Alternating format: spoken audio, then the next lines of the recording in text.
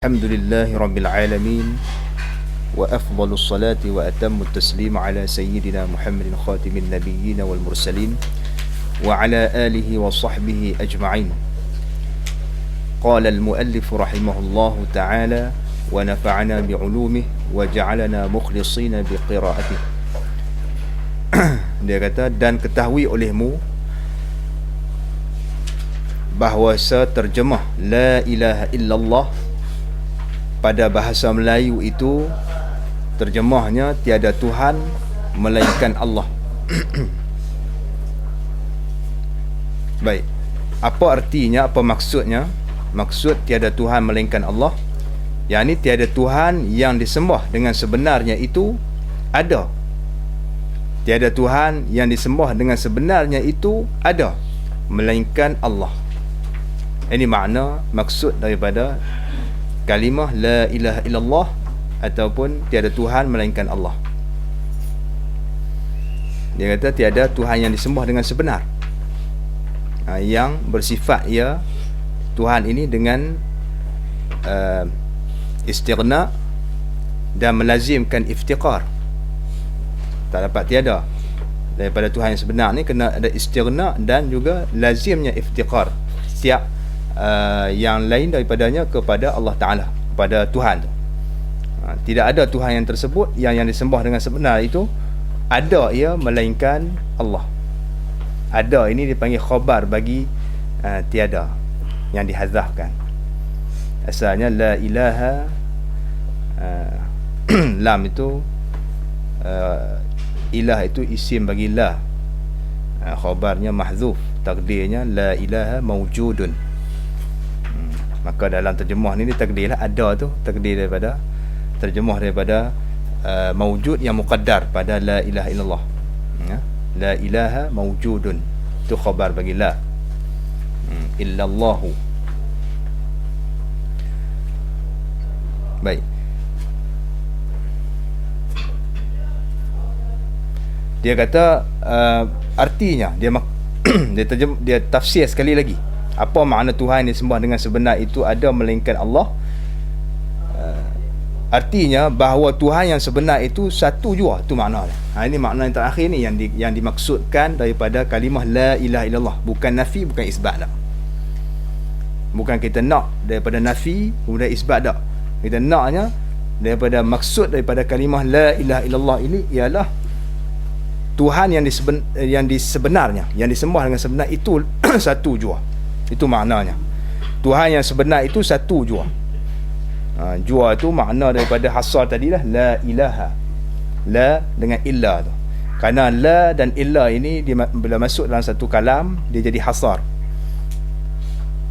Macam takdim muta'alliq harf jar di atas muta'allaq dia, fi'il ataupun isim. Macam wabillahi taufiq, itu asar tu. Wabihi al-musta'an misalnya, itu hasar lah. La ilaha illallah macam ni asar juga. Banyak lagi adawatul hasri yang digunakan dalam kalam Arab. Tujuan dia untuk hasar ataupun mengkhususkan afrad pada satu-satu saja, tidak dibataskan satu-satu makna tu dan tidak dimasukkan yang lain di dalam makna tersebut. Itu makna hasar.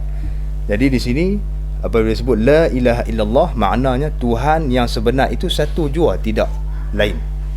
Tuhan yang sebenar yang disembah dengan sebenar itu satu jua, tidak yang lain. Itu maknanya jua. Yang jua maknanya tiada yang lain, tidak yang lain. Iaitulah yang bernama dengan tiada lainnya. Iaitulah jua itu. Bila sebut Tuhan yang sebenar itu satu jua, apa makna jua? Iaitulah yang bernama. Iaitulah Tuhan yang sebenar itu satu jua, maknanya Tuhan yang bernama dengan tiada yang lain. Sekali-kali dia nak takkid sekali lagi. Yang bernama yang tiada lain, yang bernama dengan tiada lain. Tak ada Tuhan yang lain selain Allah Ta'ala. Dia takkid sekali lagi. Iaitulah Tuhan yang sebenar tadi, yang bernama dengan tiada lainnya Allah sekali-kali. Baik, Inilah makna yang makna maksud daripada la ilaha illallah. Bukan la ilaha illallah tu maknanya tiada Tuhan melainkan Allah, bukan itu. Itu terjemah. Kita nak makna maksud di sebalik hasar tadi ialah Tuhan yang sebenar itu satu jua, tidak yang lain. Jua itu menunjuk kepada makna hasar. Dalam bahasa Melayu kita disebut jua. Dalam istilah Melayu, kalau sebut jua tu, itu isyarat kepada hasar. Dalam istilah Melayu kitab lah, bahasa Melayu kitab ni, bahasa Melayu tradisional. Baik. Katanya dan maka kalimah la itu menunjuk atas nafi. Maka kalimah la itu menunjuk atas nafi, artinya meniadakan. Dan kalimah ilah itu menafi, manfi lah. Dan kalimah ilah itu manfi. Kalimah la menunjuk atas nafi, iaitu meniadakan. Dan kalimah ilah itu manfi, iaitu suatu yang dinafikan. Artinya apa arti manfi? Iaitu yang dihukumkan dengan tiada adanya. Yang dihukumkan dengan tiada adanya, itu manfi. Illa itu menunjuk atas istisna. Apa arti istisna? Arti istisna kecuali.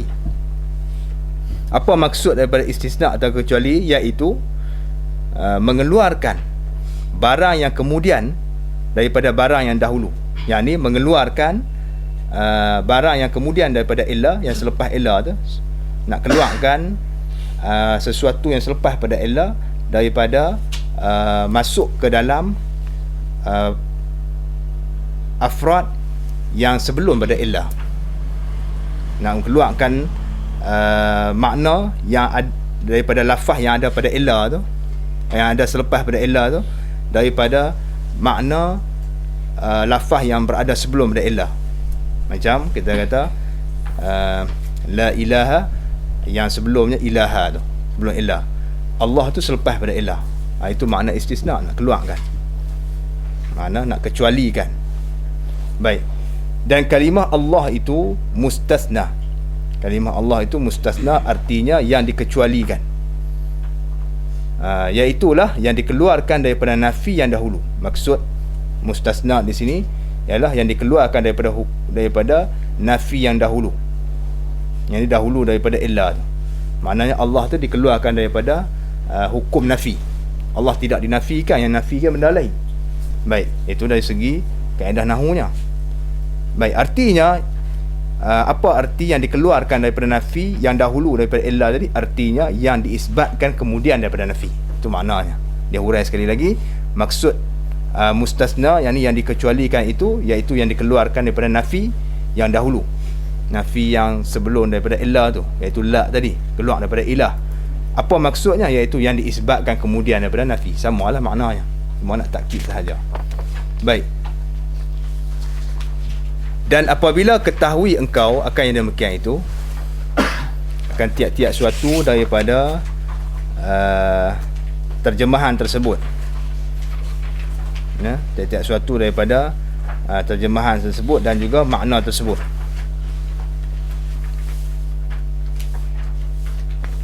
Makna la ilaha illa dan Allah tu, setelah kita ketahui yang tersebut, dia kata maka ketahui pula olehmu bahawasanya nafi itu terhadap ia atas yang disembah dengan sebenar pada wakil. Bila kita faham kata la itu nafi, ilah itu manfi, yang dinafikan, yang keluarkan daripada yang dihukum dengan tiada ada sama sekali. Baik, kita faham di situ dah. Maka nafi di situ pada kalimah la ilaha illallah, dia nak tuju dan hadap pada apa? Nafi itu dia nak nafi apa maksudnya? Dia kata bahawasanya nafi itu terhadap ia, yang ini ditujukan terhadap ia, yang ini ditujukan kepada yang disembah dengan sebenar pada wakil. Zahirnya di situ dia kata maksud nafi di sini adalah nak nafi yang disembah dengan sebenar pada wakil. Baik, maka tak kala itu makna kata maka tak kala itu, tak kala nafi itu berhadap kepada Tuhan yang disembah dengan sebenar, makna kata kitanya tiada Tuhan melainkan Allah itu, maknanya ternafilah yang disembah dengan sebenar pada hakikat, melainkan Allah jualah yang tak ternafi. Dah kena faham macam tu. Maknanya ternafilah yang disembah dengan sebenar pada hakikatnya, melainkan Allah Allah saja. Apa maksud melainkan Allah? Tafsir. Maka ia, Allah itu jua tu hasar dah. Faham? Maka ia, Allah jualah yang tiada ternafi. Dia takkidkan dengan kalimah jua tu, menunjuk pada hasar lah. Mana maksud melainkan Allah di sini, apa maksudnya? Maksudnya maka ia Allah jualah yang tiada ternafi. Hak lain yang disembah dengan sebenar itu ternafi. Baik. Cuma persoalan kita, Tuhan yang sembah dengan sebenar satu ya.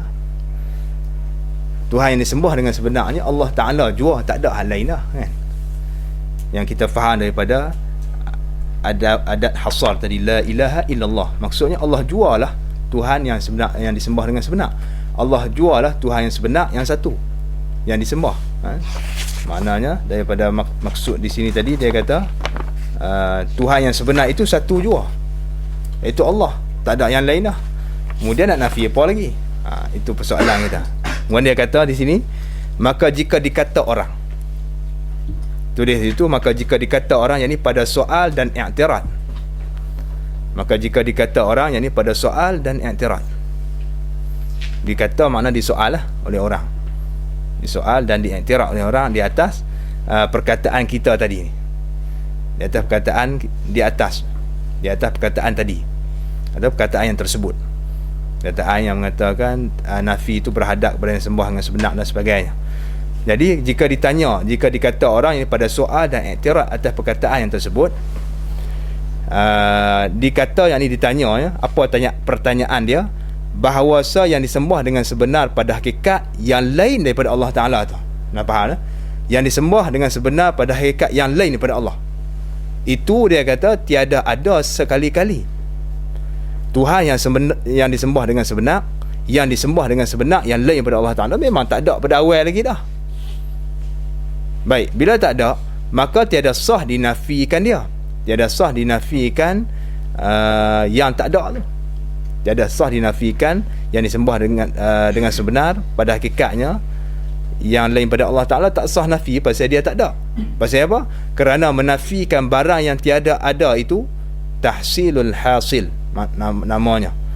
Menafikan sesuatu yang tak ada tu ialah tahsilul hasil. Kita nak nafi, kena ada benda dulu baru boleh nafi. Kerana nafi ni dia ambil daripada bahasanya,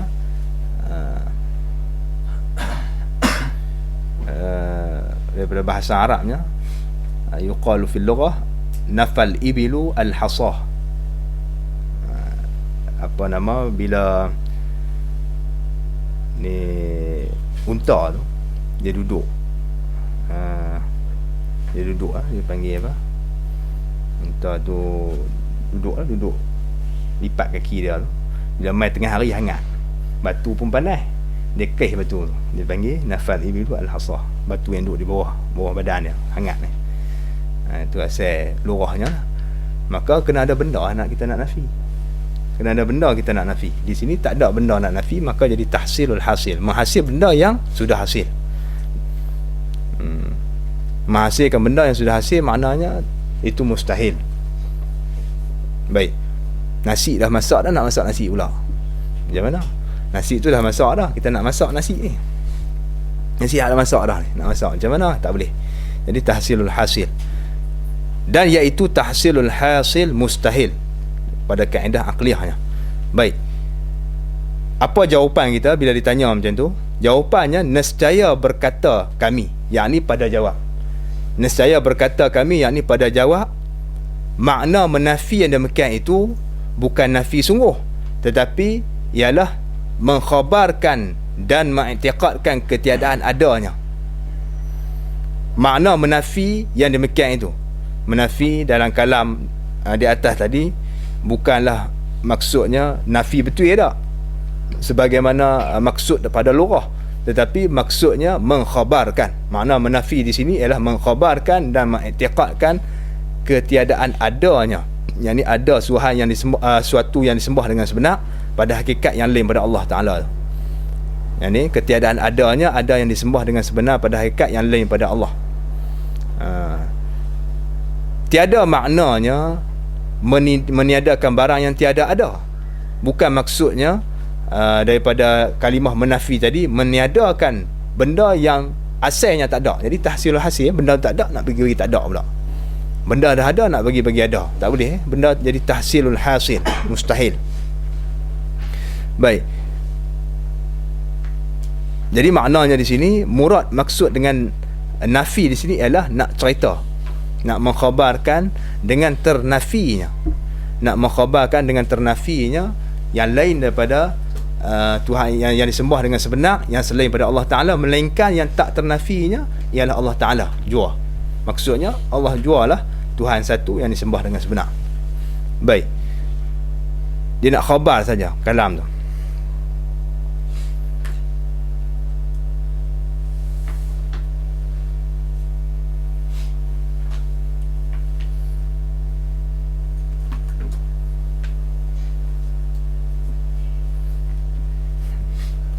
Baik, kalau orang mati,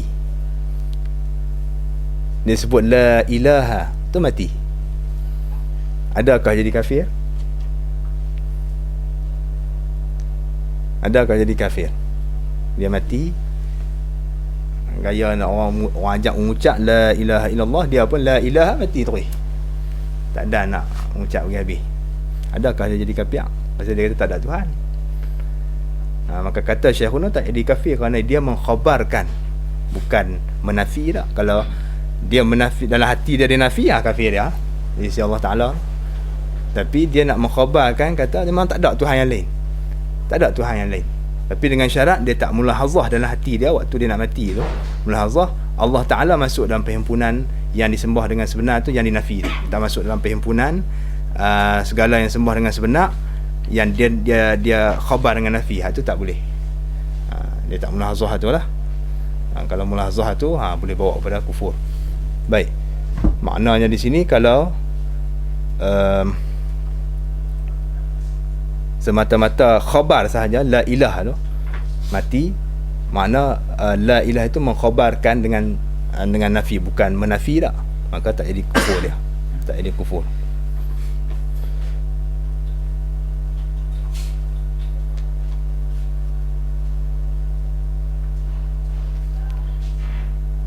Baik, kata dia dan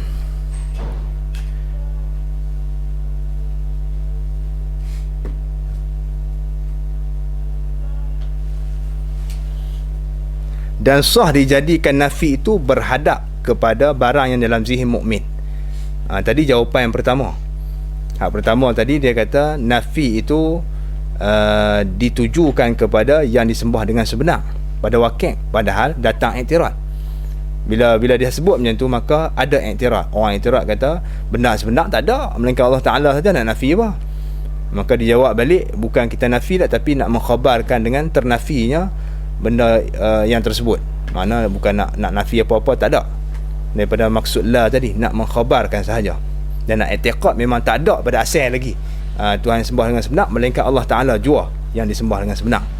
Baik, yang kedua pula, ada orang ihtimam macam ni, dia kata dan sah juga, dia kata ni wajah yang kedua, dan sah dijadikan nafi itu, ni nafi yang sebenar. Yang tadi, yang atas tadi bukan nafi sebenar lah, tapi maksud dengan nafi itu ialah mengkhabarkan dengan ternafinya, mengkhabarkan dengan ternafinya. Maka bukanlah makna nafi yang hakiki lah. Wajah yang kedua ni makna nafi yang hakiki. Dia kata dan sah dijadikan nafi itu, sah dijadikan nafi itu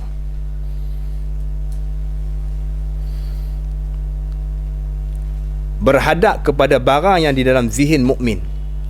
Yang ni ditujukan nafi itu kepada perkara yang berada di dalam pemikiran mukmin, dalam zihin mukmin, orang yang beriman. Sebab apa? Kerana bahawasa zihin itu mentaswir ia, menggambarkan ia zihin atas jalan fardu dan takdir saja, betul, bukan takrir, takdir. Ra tu ubah kepada ra yang kedua tu, ra yang pertama tu ubah jadi dal, ataupun tulis di bawah takdir, atas jalan fardu dan takdir. Sebab apa dia kata macam tu? Sah kita guna nafi ni dituju kepada apa yang ada dalam zihin mukmin. Kerana zihin mukmin itu dia dapat mentaswir, dapat menggambarkan secara fardu dan takdir lah. Secara fardu dan takdir, dapat memfardu, dapat mentakdirkan ada beberapa Tuhan yang disembah dengan sebenar. Baik, di sini ada i'tirad daripada di atas pengarang kitab, daripada sepupu dia sendiri, iaitu pada MK. Dia kata kalimah ada di sini tidak zahir, ya, kerana bertentang dengan fardu dan takdir tu. Kerana benda kerana fardu takdir ni benda tak ada. Benda tak ada. Benda ada dipanggil zahir. Benda takdir benda tak ada. Contoh dia apa? Contoh dia ambil nahwu senang. Zaidun qama misalnya. Zaidun mubtada. Qama fi'l maud. Wa fa'ilun. Fa'il dia mana? Fa'il dia dhamirun mustatirun ya'udu ila Zaidin. Wa fa'iluhu dhamirun mustatir.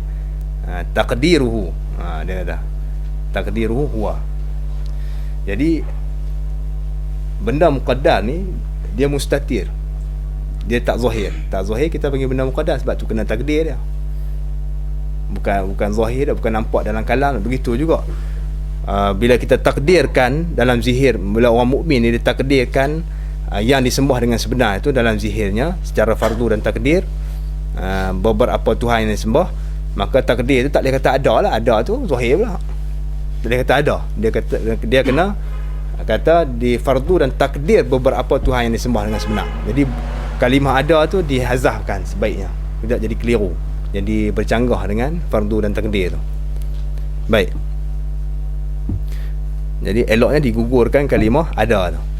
Jadi jadilah maknanya kerana bahawasanya zihin itu mentaswir dia atas jalan fardu dan takdir akan beberapa Tuhan yang disembah dengan sebenar. Baru betul.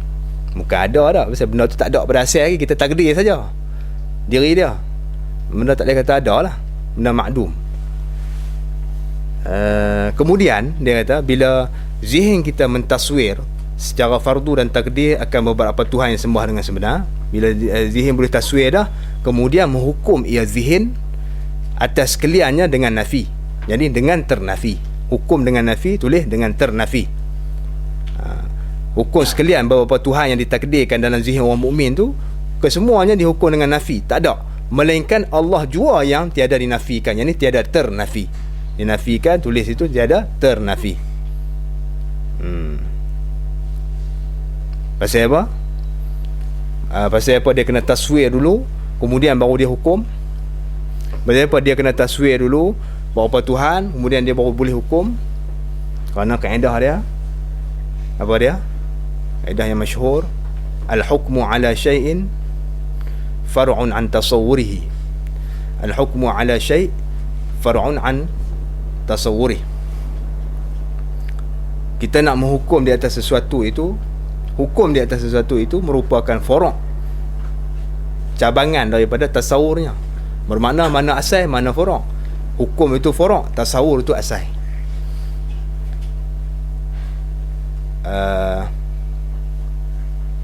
Tasawur itu pangkai dia, umbi dia. Tasawur itu umbi dia, asal dia, pecahan dia ialah hukum. Yang mana dulu? Umbi ke furu' dulu? Umbi dulu lah. Maka kita kena tasawur dulu. Sebab tu dia kata mentasawur oleh zihin, kemudian menghukum. Sebab apa? Sebab al-hukmu ala syai'in far'un an tasawwuri. Nak hukum di atas sesuatu tu, kita kena tahu dulu benda apa dia yang kita nak hukum tu. Kena tasawur. Nak tahu kena tasawur dulu. Nak tahu sesuatu, kita kena tasawur dulu sesuatu tu, baru kita boleh hukum dia macam mana. Ini kaedah yang masyhur dalam ilmu mantiknya. Dia kata al-hukmu ala syai' far'un an tasawwuri. Jadi tasawur tu asal, hukum tu furu' daripada tasawur. Maksud dia apa? Kita kena tasawur dulu, barulah kita hukum. Kerana kaedahnya al-aslu muqaddamun ala al-far'i. Antara furu' dengan asal, mana kita nak dahulukan asal dulu lah. Al-far'u muqaddamun 'ala al-far'i. Baik. Jadi wajah yang kedua ni sah kita nafikan, tetapi atas jalan apa? Atas jalan fardu dan takdir. Nafi sesuatu yang digambarkan oleh zihin orang mukmin, orang mukmin. Iaitu orang mukmin dia gambarkan, takdirkan, ada takdirkan dalam zihin dia beberapa Tuhan yang disembah dengan sebenar, kemudian dia hukum dengan ternafi semua Tuhan yang disembah sebenar melainkan Allah Ta'ala jua yang tiada ternafi. Dia kata tetapi tiada hasil rad atas kufar, melainkan dengan iktibar waqi'. Tetapi wajah yang kedua ini tak hasil nak rad di atas orang kafir. Artinya nak menolak, nak mengkembalikan perkataan mereka itu. Sekiranya orang kafir berhujah dengan kita nak guna ni tak boleh. Payahlah. Tak hasil rad di atas orang kafir. Melainkan kena iktibar waqi' baru boleh sah. Waqi' tak ada lah. Iktibar waqi'nya yang sebenar tak ada lah yang sebenar. Jadi nak guna hujah ni tak boleh untuk rad nak orang kafir. Baik. Cuma nak memahami apa maksud daripada nafi tu boleh lah. Tak boleh buat hujah sebagai rad atas orang kafir. Yang orang kafir i'tiqad bahawasanya ada berbilang Tuhan. Tak boleh menggunakan ni. Ini semata-mata untuk menyatakan maksud daripada apa dia yang dikatakan nafi tu.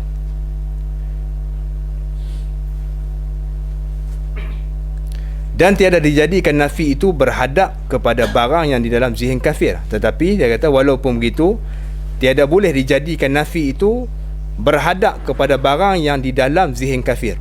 Tak boleh kita jadikan nafi itu ditujukan kepada apa yang digambarkan dalam zihin orang kafir. Orang kafir gambar dalam zihin dia tu apa dia? Dia sembah tok kong lah. Tok kong Hindu tangan banyak lah, apa tok kong Cina lah, perut buncit. Tak kira lah. Hak yang dia gambarkan dalam zihin dia, orang kafir dia tak nampak lain, nampak tu lah. Jadi tak sah kita kata nak nafi benda tu. Tak sah. Kerana dia kata kerana bahawasanya barang yang dalam zihin kafir itu iaitu ialah daripada berhala dan umpama. Kerana bahawasanya barang yang dalam zihin kafir, apa dia barang? Iaitu daripada berhala dan umpamanya. Tu bayan dia. Perkara yang ada dalam zihin kafir yang dia gambarkan iaitu berhala dan umpama berhala tadi, kesemua ini sabit di kharij lah, ada di luar. Benda baru. Yang kita nak nafinya apa dia? Kita nak nafinya Tuhan yang sebenar. Ni benda yang ni yang di luar ni baru. Dia sabit ada, tapi benda baru. Tak sah nak nafi.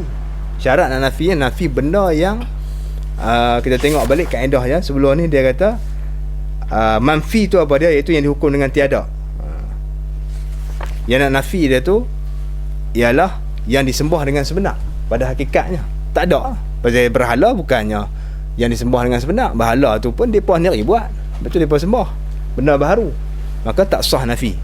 Sebab tu nafi tu tak boleh hadap kepada apa yang digambarkan oleh orang kafir dalam zihin dia.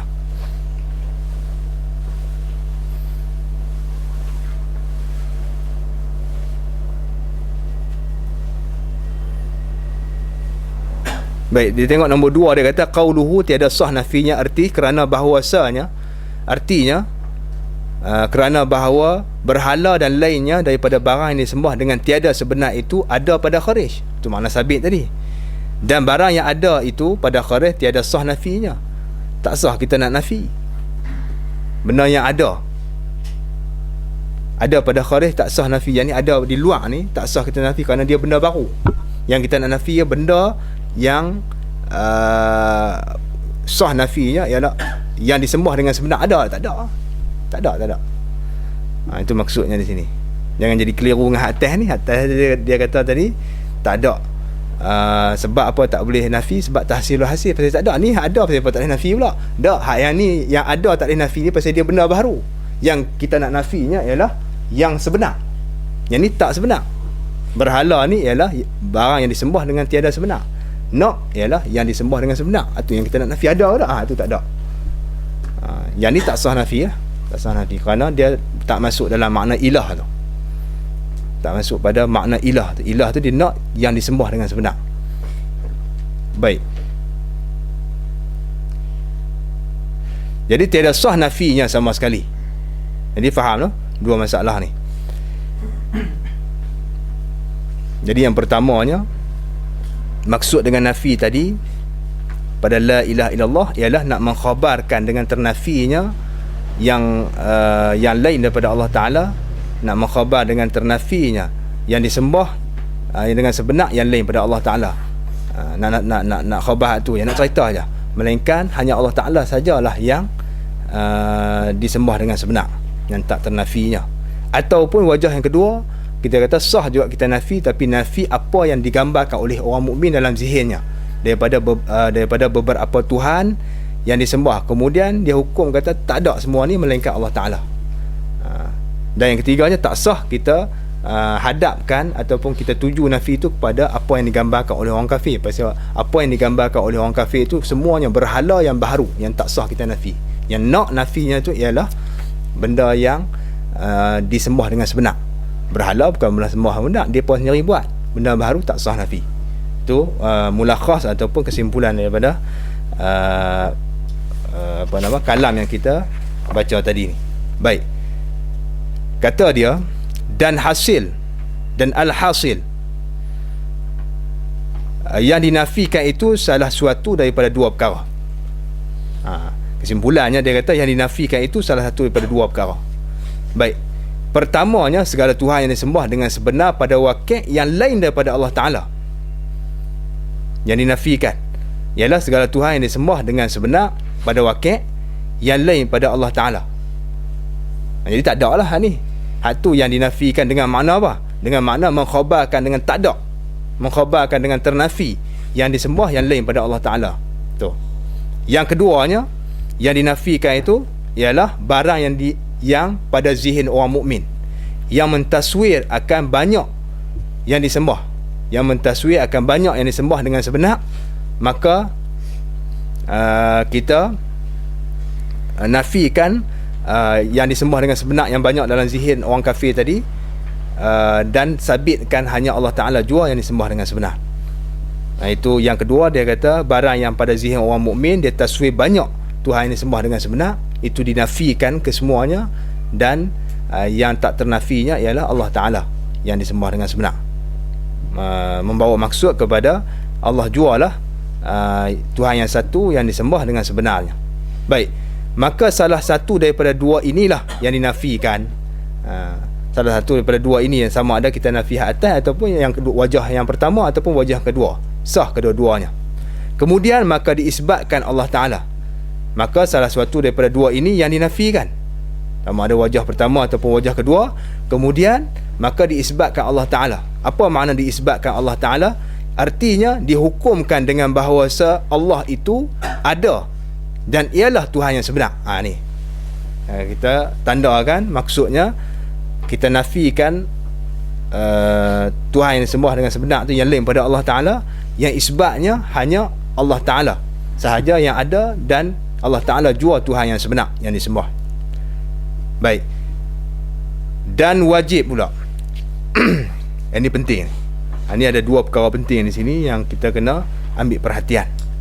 Dia kata, dan wajib atas yang berkata la ilaha illallah mulahazahkan bahawa Allah itu tiada dinafikan daripada mulanya. Kita duk baca tahlil ataupun dalam mayang apa, asyhadu an la ilaha illallah wa asyhadu anna muhammadar rasulullah, banyak kan tahlil ke, kita duk meratib ke, apa saja, benda ni paling penting dan banyak orang tak sedar.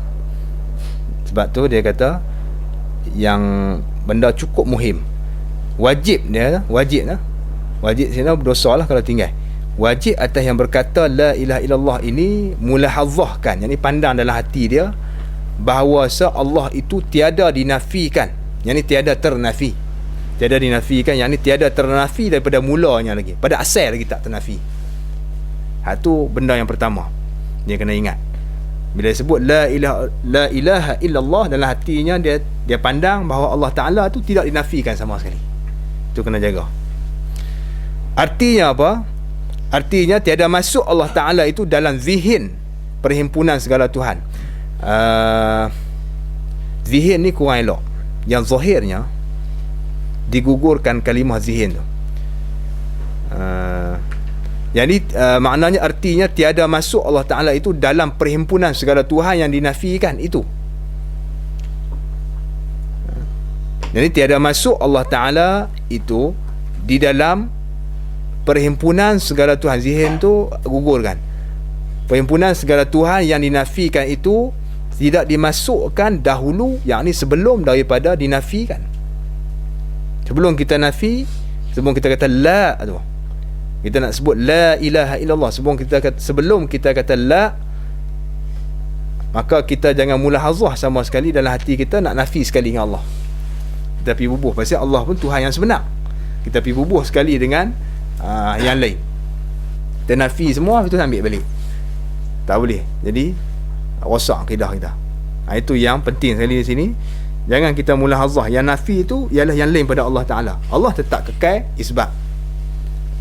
Itu maksudnya di sini, tiada masuk Allah Ta'ala dalam perhimpunan segala Tuhan yang kita nak nafi itu sebelum daripada kita nafi.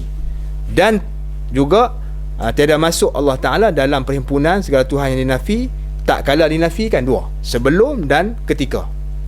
Dan tu atah pada dari dahulu. Yang ini maknanya tak kala dinafikan, yang ini ketika kita nafi pun jangan kita masukkan Allah Ta'ala dalam perhimpunan tersebut. Sebab apa? Kerana bahawasanya al-hal wa sya'nu, jika berniat ia, kerana bahawasanya jika berniat ia orang yang berkata la ilaha illallah tadi, bahawasa Allah itu masuk dalam jumlah segala Tuhan yang dinafikan, apa hukumnya? Nescaya jadi ia kafir. Mengucap elok lah tapi jadi kafir. Ni mengucap elok dah tapi jadi kafir. Meratik elok dah tapi tiap kali meratik jadi kafir. Berganda-ganda kafir dia. Dengan sebab dia mulahazah tu, dia nafi sekali dengan Allah Ta'ala, kemudian dia isbat balik. Kafir, la ilaha illallah, kafir, la ilaha illallah, kafir, la ilaha illallah, kafir. Tak jadi Islam. Padahal itu kalimah tauhid. Jadi hal ni penting. Jangan sama sekali dia mulahazah dalam hati dia bahawa Allah Ta'ala itu masuk dalam jumlah yang dinafikan. Salah tu. Baik. Maka katanya illallah itu artinya, kata orang yang berkata la ilaha illallah, katanya illallah itu artinya melainkan Allah Ta'ala itu, ataupun melainkan Allah itu ialah qarinah. Maka katanya illallah artinya melainkan Allah itu ialah merupakan qarinah atas barang yang dikehendakkan, yang dimaksudkan pada permulaan. Kataan ilallah itulah qarinah menunjukkan bahawasanya Allah Ta'ala tak masuk dalam jumlah Tuhan yang dinafi tu. Tu qarinah, kerana illa tu nak keluarkan. Bukan maknanya illa tu asal kaedahnya macam mana? Asalnya kalau secara zahirnya nak keluar ni kena duduk dalam tu dulu, dia tarik awak keluar. Betul tak? Secara akliahnya kita panggil, secara logik dia, kalau kita nak istisna, kita nak awak keluar, kita kena tak dia dulu baru kita awak keluar.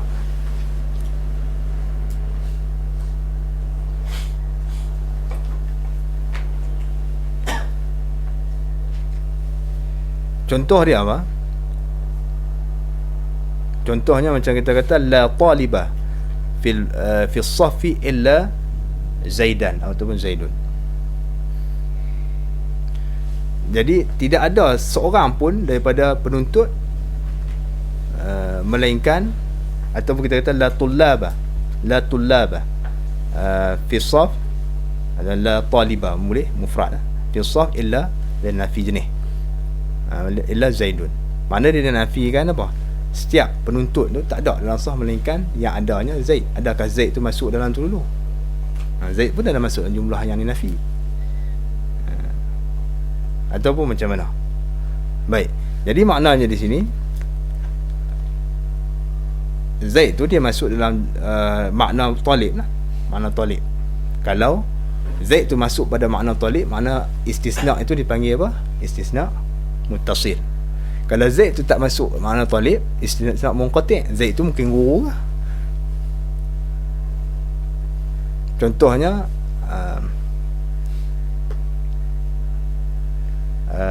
ma ja'a al-qaumu illa ma ja'a al-qaumu tak boleh. Ja'a al-qaumu illa himaran, misalnya. Ja'a al-qaumu illa himaran. Tidak datang apa nama kaum, maknanya kaum ni itlaq pada manusia, kecuali datang kaum, kecuali himar yang tak datang. Mana kaum datang, himar tak datang. Maknanya dia main, depa tu main jalan kaki lah, nak cerita tu ya. Depa tu main jalan kaki ataupun kenderaan yang lain pada himar. Jadi himar tu istisna daripada mana? Istisna pada mustasna, tapi munqati'. Kerana mustasna bukan jenis mustasna minhu. Dan di sini pun Allah, kita tak boleh kata macam tu. Nah, yang tadi tak apalah, la taliba illa Zaidun. Kalau Zaid tu talib, maka dia jadi mutasil. Itu perbahasan dari segi nahu. Tapi di sini zahirnya tak boleh kata mutasil lah, munqati'. Baik. Kerana dia kata katanya illallah itu, iaitu artinya melainkan Allah itu, menjadi qarinah atas barang yang dikehendaknya, yang dimaksudkannya pada permulaan. Apa dia? Barang yang dikehendak pada permulaan, bayan daripada bahawa Allah itu tiada masuk dalam segala Tuhan yang dinafikan itu. Maknanya Allah tak boleh masuk sama sekali dalam kumpulan tu. Tak boleh jadi mutasil. Kalau jadi mutasil, osak lah makna. Kita nak nafi yang lain, Allah jual lah yang sebenar. Baik. Jadi kalau perbahasan nahu tak boleh pakai sini. Dia fikir mutasil lagi jadi kapiak pula. Kita nak ambil terus maksud dia. Nah, kalau kita kata ni istisna mutasil ke apa, dia akan bawa jadi syok situ. Allah kena masuk dulu dalam jumlah mustasna minhu, baru kita nafikan, keluarkan dia daripada hukum tersebut. Ada bukan macam tu. Kalau buat macam tu akan jadi bawa kepada kafir tadi. Tidak sah. Itu yang perkara penting yang pertama. Ya, apabila kita sebut la ilaha illallah, kita wajib kita mulahazah dalam pandang, dalam hati kita, mulahazahkan bahawa Allah Ta'ala tu tak dinafi sama sekali daripada jumlah ilah tu. Tak dinafi dah, tak dinafi sama sekali. Kerana dia tak masuk pun dalam kumpulan ilah tu. Tak itisal pun dia dengan tu. Dia terasing. Dia yang terasing. Baik. Yang kedua, kerana qarinah apa? Qarinah dia kata illallah itulah qarinah, petanda yang menunjukkan maksudnya Allah Ta'ala tak masuk dalam kumpulan jumlah Tuhan yang disembah dengan sebenar yang lain pada Allah tu. Itu qarinahnya. Sebab tu dikeluarkan Allah, disabitkan dengan ilah tu. Baik.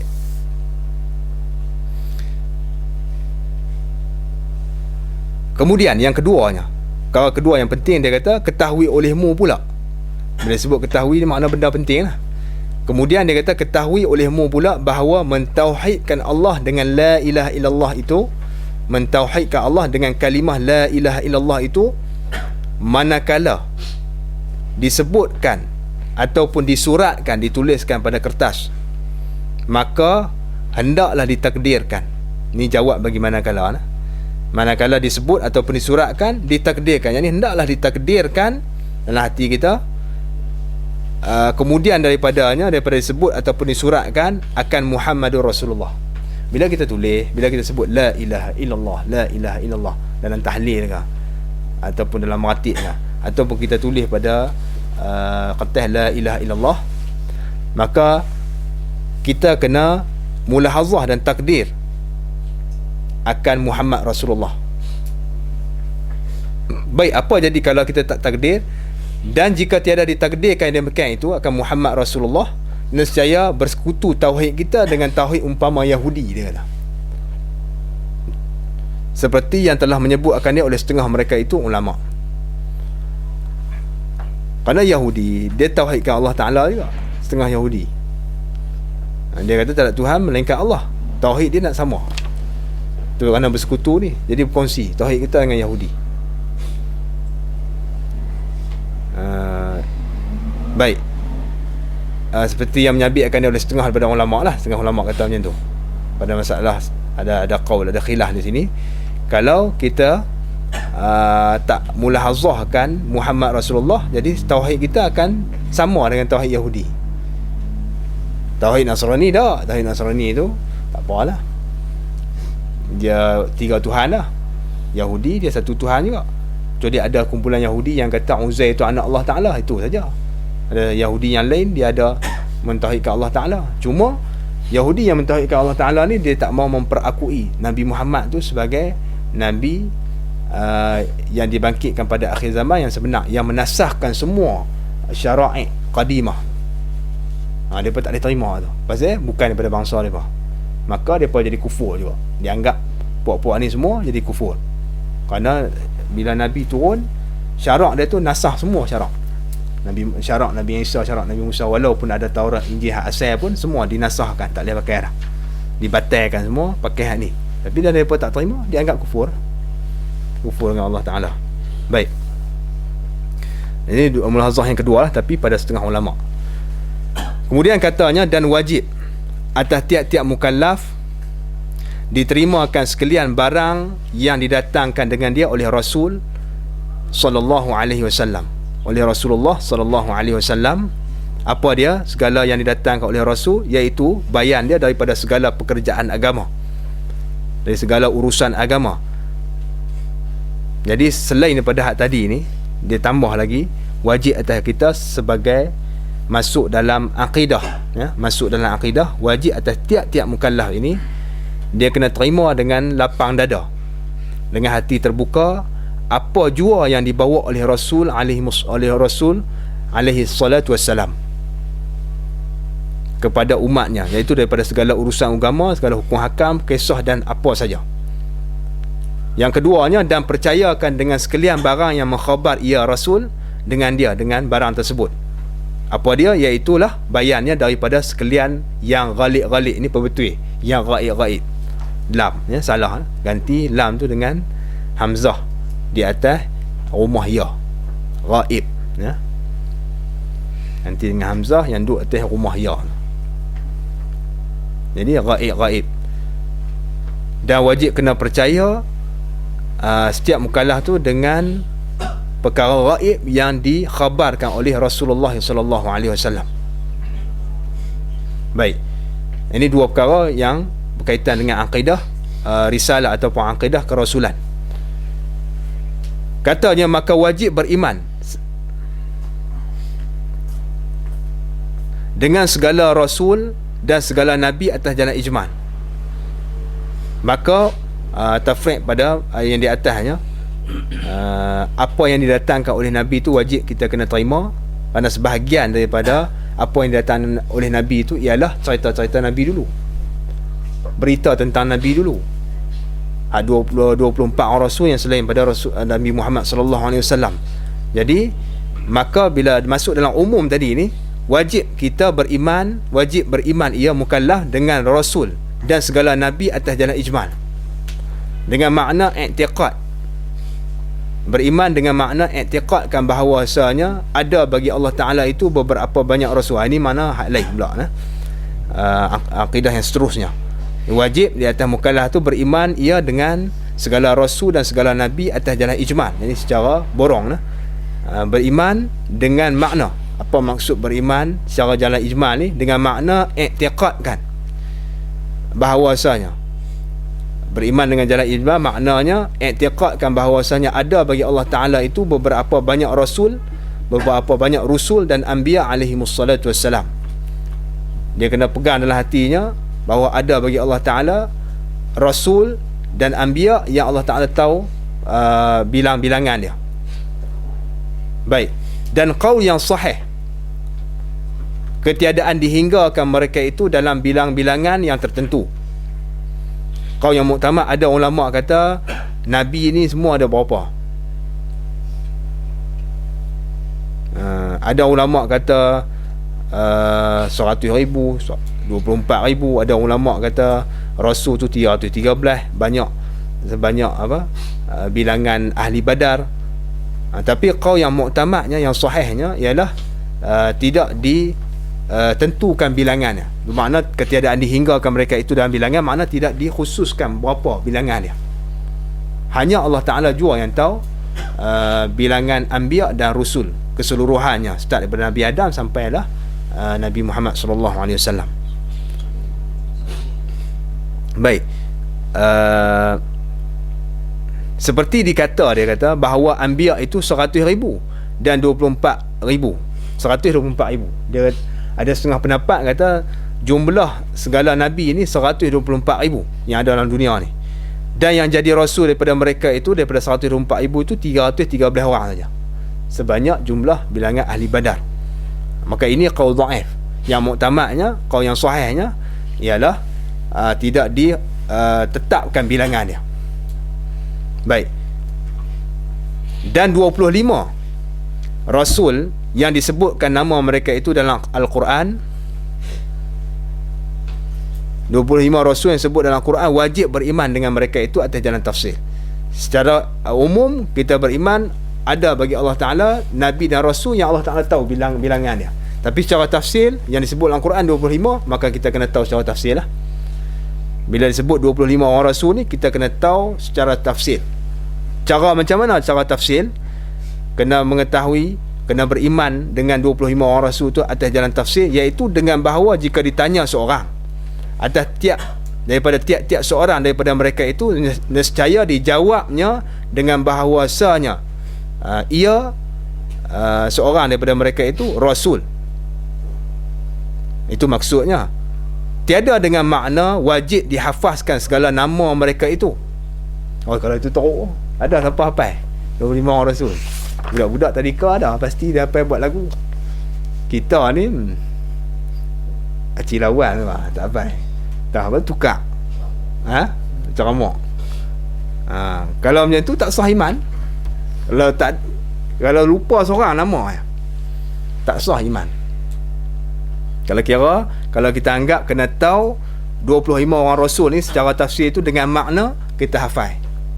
Wajib kena hafal nama-nama mereka itu maknanya pakat tak sah iman semua.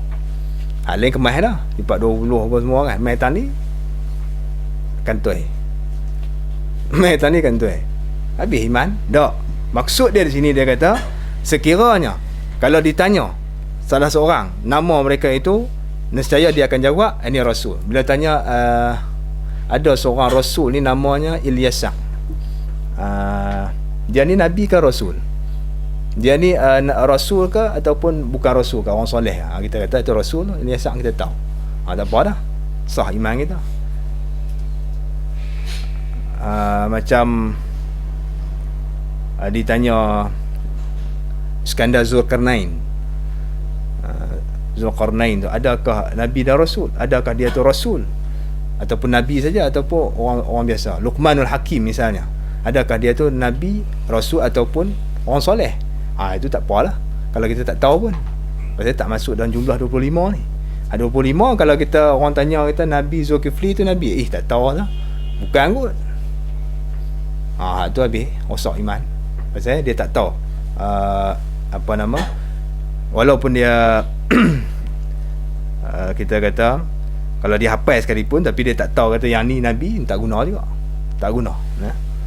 Yang pentingnya bila disebut nama, dia tahu yang ni ialah Rasul daripada 25 orang Rasul yang disebut dalam Al-Quran tu. Baik, tak wajib kita hafalkan nama-nama mereka, tapi hafal lebih baik lah. Maka jika menafi ia akan risalah seorang daripada mereka itu 25 orang Rasul, maka tiada khilaf di kalangan ulama pada kufurnya. Kalau dia tolak risalah salah seorang daripada 25 orang ni, dia kata Nabi Ilyas ni bukan Rasul kot, masa bukan Rasul, maka jadi kufur terus, tak ada khilaf. Ini tiada khilaf ulama pada kufurnya. Maknanya ijma' memutuskan orang yang menafikan risalah salah seorang daripada 25 orang Rasul ni jadi kufur. Dan jika berkata ia tiada aku ketahui akan dia, atau tiada aku ketahui bahawa Rasul, maka berkata kebanyakan ulama jadi kafir. Wal iyazu billah.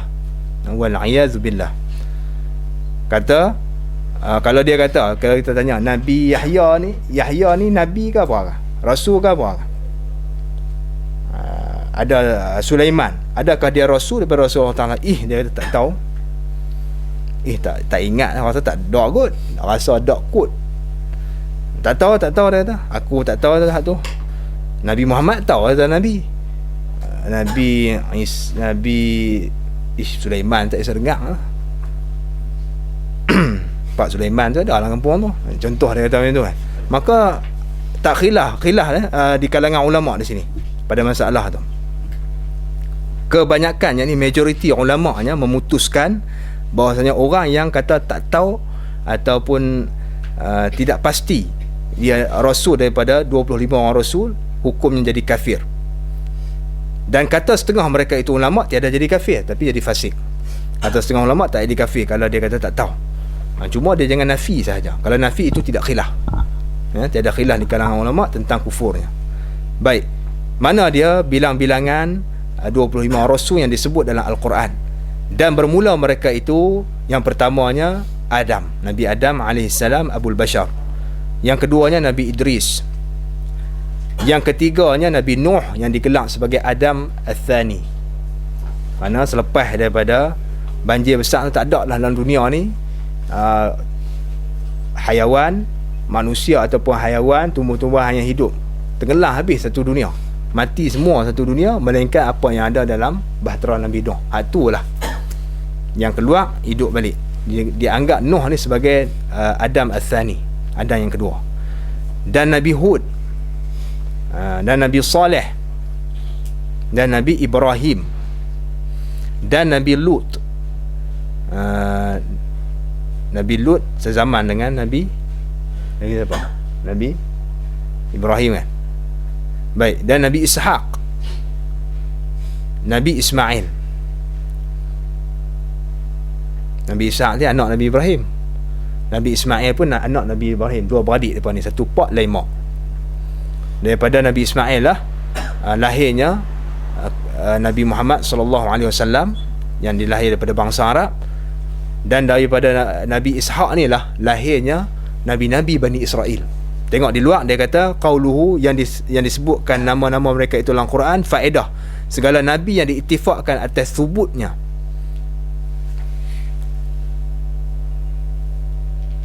Atas nubuahnya, segala nabi yang diittifaqkan atas nubuahnya yang disebut dalam Al-Quran itu daripada zuriat Nabi Adam semua, kecuali 5 orang yang dia kata, melainkan 5 orang, iaitu yang pertamanya Idris, yang keduanya Nuh, yang ketiganya Hud, tolak Nabi Adam lah. Nabi Adam tu pak ni kan, Abul Bashar, dan yang keempat Saleh dan Lut.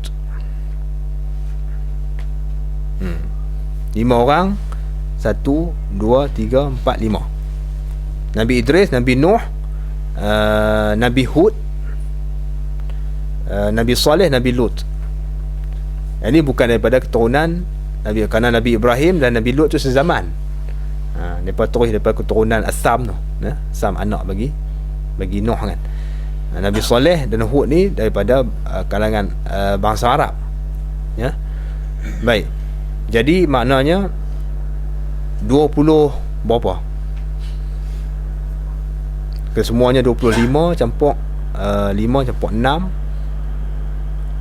sinilah 6 20 berapa semua. Jadi 19 lagi 18 lagi ya, 18 lah. 18 tolak Ismail lagi, seorang lagi. 18 jadi 17 semuanya nabi dibangkitkan di kalangan Bani Israel. 17 nabi semua. Tolak Nabi Ibrahim, tolak Nabi Ismail. Daripada keturunan Sayyidina Ishaq, daripada keturunan Nabi Ishaq alaihi salam. Baik. Dan Yaqub dan Yusuf, ni Yaqub, Yusuf apa semua daripada Nabi Ishaq. Yaqub dan Yusuf dan Ayyub dan Shu'aib dan Harun dan Musa, saudara dia, dan Al-Yasa dan Ilyasa, baca Ilyasa, bukan Al, baca Ilyasa, dan Ilyasa dan Zulkifli, Zulkifka, Zulkifli. bi fathil bi kasril kaf, dan Daud dan Sulaiman dan Ilyas dan Yunus dan Zakaria dan Yahya dan Isa dan Sayyidina Muhammad salawatullahi wasalamuhu alaihi wa alaihim ajma'in. Ini semua 25 orang rasul di sini yang disebut dalam Al-Quran. Baik, dan setengah daripada anbiya pula dia kata, dan setengah yakni sebahagian daripada anbiya yakni segala nabi, pada qaul yang rajihnya, pada qaul yang kuat, pada pendapat ulama, pendapat yang kuat, dalil dia rajih ni yang kuat dalil dia, Sayyiduna Al-Khadir, baca dengan Khadir, bukan Khidir itu salah, baca dengan Khidrun tu salah, baca dengan Khadir bi fathil qa wa kasril ad-dad, Khadir alaihi salam. Kita nak sebut Nabi Khidir, Nabi Khidir tu salah, itu lafaz amiyah, salah. Nabi Khadir di antara yang masuk dalam senarai nabinya atas qaul yang rajih dinama salah seorangnya ialah Nabi Khadir, Sayyidina Khadir alaihi salam. Baik, dan dikatakan Nabi Khadir ni hidup sampai hari ini. Ada setengah ulama kata dah meninggal, ada setengah ulama kata masih hidup. Kerana apa? Kerana dia minum, dia panggil ma'ul hayah. Ma'ul hayah ni makna air, kalau dia minum tu dia akan hidup, bukan selama-lama dah, dia akan hidup sampai kiamat. Hari kiamat esok siapa pun mati, dia pun mati, hak yang cabut nyawa tu pun mati. Apa nama? Israel tu sendiri. Baik, jadi makna hidup panjang. Ini khilaf di kalangan ulama, ada yang kata hidup lagi, ada yang kata sudah meninggal dunia. Baik, al-muhimnya ialah atas qaul yang rajih, Sayyidina Khadir alaihi salam ni dianggap sebagai nabi. Dan tiada daripada mereka itu Luqman, tiada daripada mereka itu al-anbiya, dan tak termasuk dalam kumpulan al-anbiya, kumpulan nabi itu Luqmanul Hakim yang disebut dalam Al-Quran. Ada setengah ulama kata Luqmanul Hakim itu nabi. Qaul yang rajihnya tidak. Qaul yang muktamadnya, yang rajihnya, Luqmanul Hakim itu hanya orang soleh tapi bukan nabi, sebagaimana yang dinyatakan ataupun yang disebut oleh setengah ulama. Baik, begitu juga dan Zulqarnain. Zulqarnain pun tak termasuk dalam kumpulan nabi-nabi tak. Atas qaul yang rajih, hanya Nabi Khadir sahaja masuk dalam kumpulan nabi tu. Luqmanul Hakim dan Zulqarnain, kedua-dua disebut dalam Quran, tidak termasuk dalam senarai nabi. Siapa dia Zulqarnain? Iaitulah satu raja yang soleh daripada bangsa Himyar. Bangsa Himyar, bukan Hamir, salah aja. Himyar.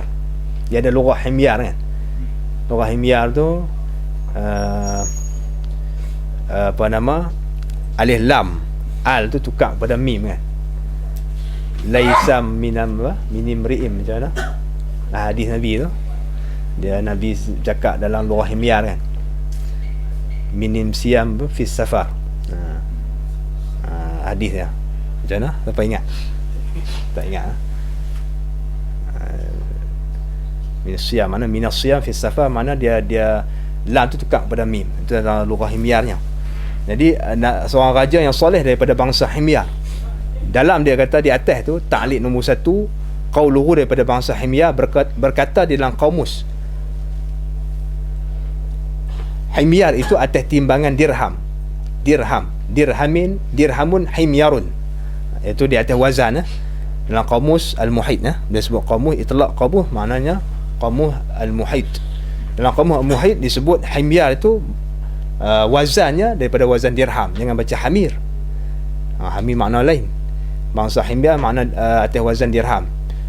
Himyar ini ialah satu tempat pada pihak Maghrib, bukan Maghribi satu tempat pada pihak Maghrib, pihak sebelah matahari jatuh, belah Maghrib, sebelah barat belah barat bagi negeri Sun'a Al-Yaman.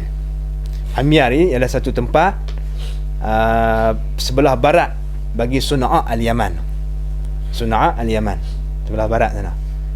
Dan satu nama orang, dan satu nama orang iaitu Himyar, anak Sabak.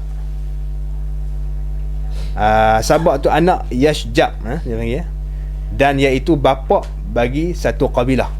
Itu yang disebut dalam Al-Muhit. Boleh rujuk balik dalam Qamus Al-Muhit. Baik. Jadi maknanya dia salah satu seorang raja yang soleh daripada bangsa Himyar di Yaman tu, makna daripada kalangan bangsa Arab kuno, bangsa Arab tua. Bangsa Arab ni banyak asal bangsa Arabnya daripada dipanggil apa? Kabilah Jurhum di Yaman. Kemudian berpecahlah mereka kepada beberapa kabilah yang banyak dalam dunia ni. Asal daripada Jurhum tu lah. Baik. Himyar salah satu daripada dia. Dan bukannya dia kata Iskandar Ar-Rumi. Dan bukan jadi Iskandar Zulkarnain yang disebut dalam Al-Quran tu bukan Iskandar Ar-Rumi. Dia ada dua Iskandar Zulkarnain. Dua-dua pun digelar Zulkarnain. Zulkarnain ni dianggap macam dua tanduk. Ada khilaf di kalangan ulama. Ada ulama kata maksud dua tanduk tu simbolik daripada dia memerintah barat dan timur. Ada yang kata memang dia ada tanduk sungguh, tanduk hakiki. Wallahu alam. Jadi perbahasan ulama'nya, adakah Iskandar mana yang dimaksudkan dalam Al-Quran tu? Sebab Iskandar ada dua orang. Adakah Iskandar Zulkarnain yang daripada bangsa Himyar, yang seorang raja yang soleh daripada bangsa Himyar, ataupun Iskandar Ar-Rumi yang digelar sebagai Iskandar Macedonia, bapa kepada pengasas, bapa kepada negara ataupun empire Rom, bapa kepada empire Rom, pengasas. Dia bukan pengasas tapi dia asal bagi empire Rom. Iskandar Macedonia ini, Iskandar yang digelar Iskandar Macedonia, dia juga digelar Zulkarnain kerana dia merintah timur dan barat di negara Macedonia. Macedonia dulu luas lah di Eropah tu, Itali apa semua masuk dalam Macedonia, satu negara yang luas. Dulu tak ada pecah lagi, pecah ni baru saja kan, taqsim istimari. Tapi sebelum tu dulu Macedonia ni luas di Eropah, satu negara yang luas. Dia gelar dia Iskandar Rumi ataupun Iskandar Macedonia. Iskandar ini raja dia Kapiak. Iskandar Zulkarnain ni Kapiak, bukan Islam, bukan yang dimaksudkan dalam Quran. Ada orang keliru, orang kata Iskandar Hanu lah yang Macedonia tu lah yang dimaksudkan dalam Quran. Bukan, tak, tidak sama sekali. Maksudnya di sini ialah raja yang soleh daripada bangsa Himyar. Salah nah. Ada orang tulis dalam buku berkenaan dengan buat perbahasan, dia buat penyelidikan tentang Iskandar Macedonia. Dia kaitkan Iskandar Zulkarnain tu dengan Quran, dengan Iskandar Zulkarnain dalam Quran, dengan dalil dan buktinya. Itu tak betul. Kerana Iskandar Macedonia ni Kapiak, bukan Islam dah. Daripada dia lah lahirnya negara ataupun empire Rom. Kerana Iskandar Macedonia ni dia mati meninggalkan dua orang anak lelaki. Dia merintah Macedonia tu timur dan barat. Timur barat dia perintah. Bila dia mati saja pecahlah empire dia tu kepada dua.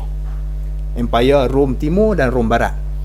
Rom Barat tu lah yang kita tengok di Itali tu, Athens apa semua, Hercules kalau apa lah, kalau mak nenek tu, tu dipanggil Empire Rom Barat.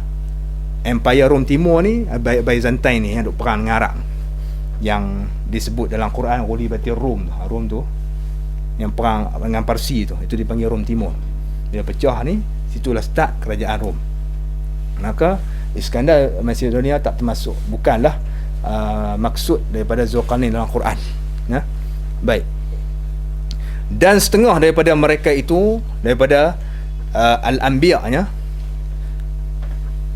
setengah daripada mereka itu daripada Al-Anbiya yang selain daripada Nabi dan Rasul yang sebut dalam Al-Quran, ialah Khalid ibn Sinan.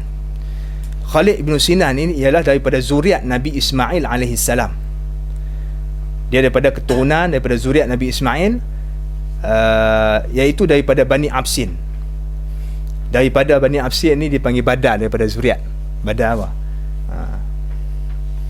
Badal Bak ni menakul lah. Maknanya Badal, ataupun kita tak panggil Badal Bak menakul. Zuriat Nabi Ismail tu dia luas. Kita ambil satu zuriat dia daripada yang lebih, kabilah yang lebih kecil, itu Bani Absin. Baik.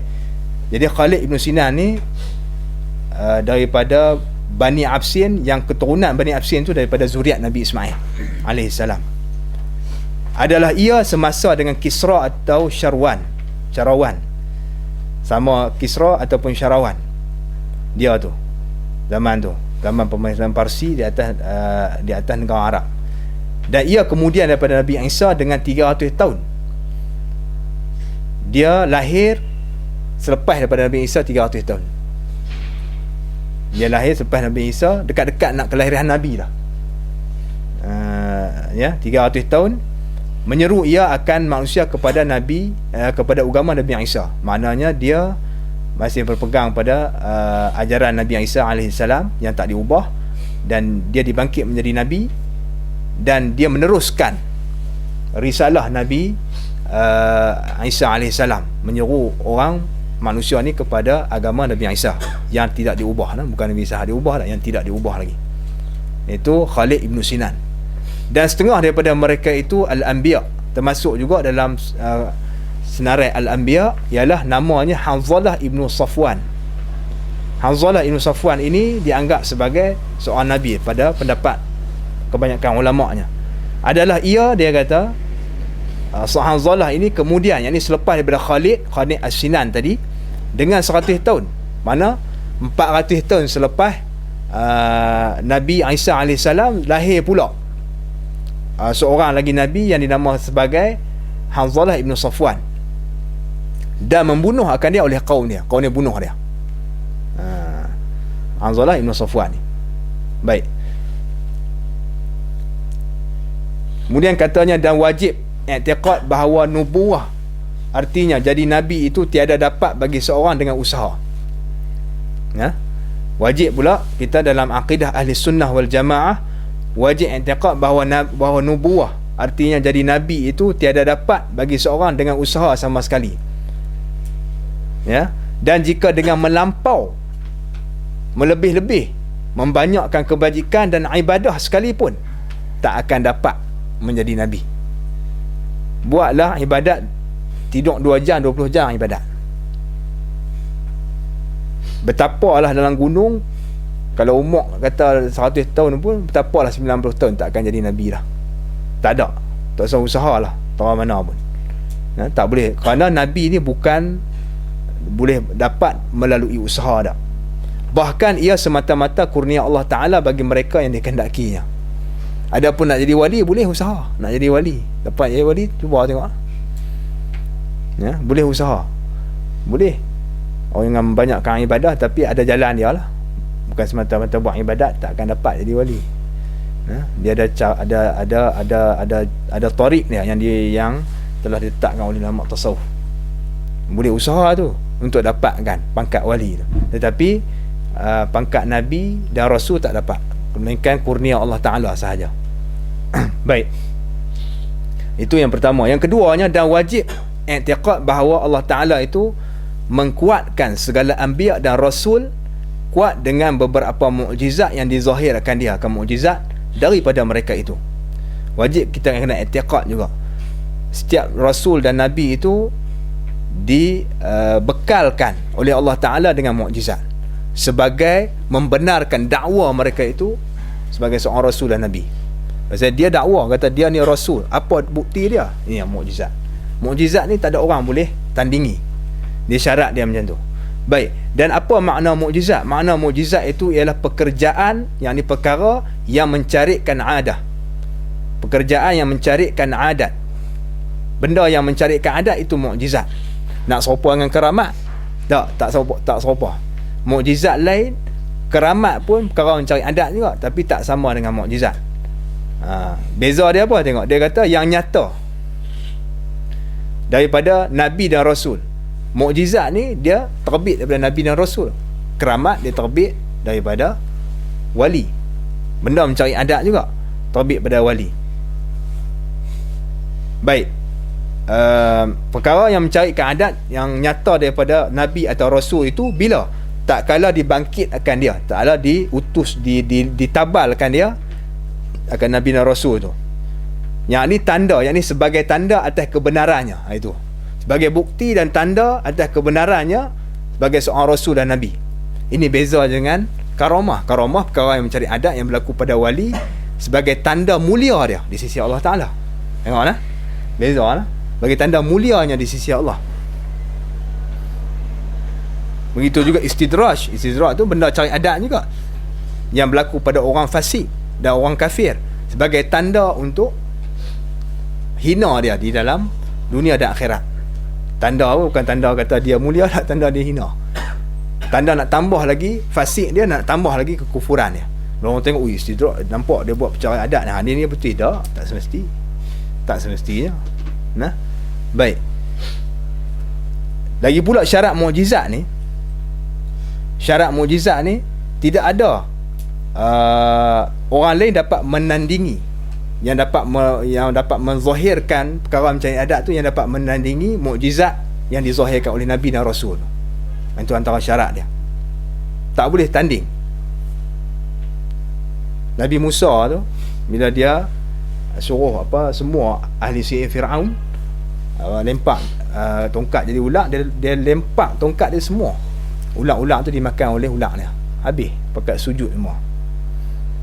Sembah pada Allah Taala. Tak boleh lawan. Begitu juga Nabi Muhammad, tak ada dalam dunia ni selepas pada dia orang yang boleh belah bulan. Tak ada. Amerika pun tak boleh buat. Tak boleh belah bulan. Belah sungguh, dia terbelah betul. Bukannya dia nampak mata saja, dia tipu mata kita, ataupun magic dengan apa, tipu mata, sihir mata kita biar nampaknya terbelah. Tak, memang terbelah sungguh dan bertangkuk balik. Kerana seluruh dunia nampak pada waktu tu. Dalam malam yang sama tu, malam yang Nabi isyarat macam tu, terbelah bulan. Terbelah betul, bukan kata belah sebagai sihir tak. Baik. Contohnya dia kata seperti berbelah bulan, yang ni terbelahnya bulan bagi Nabi kita Muhammad sallallahu alaihi wasallam, dan bertutur kayu dan batu baginya.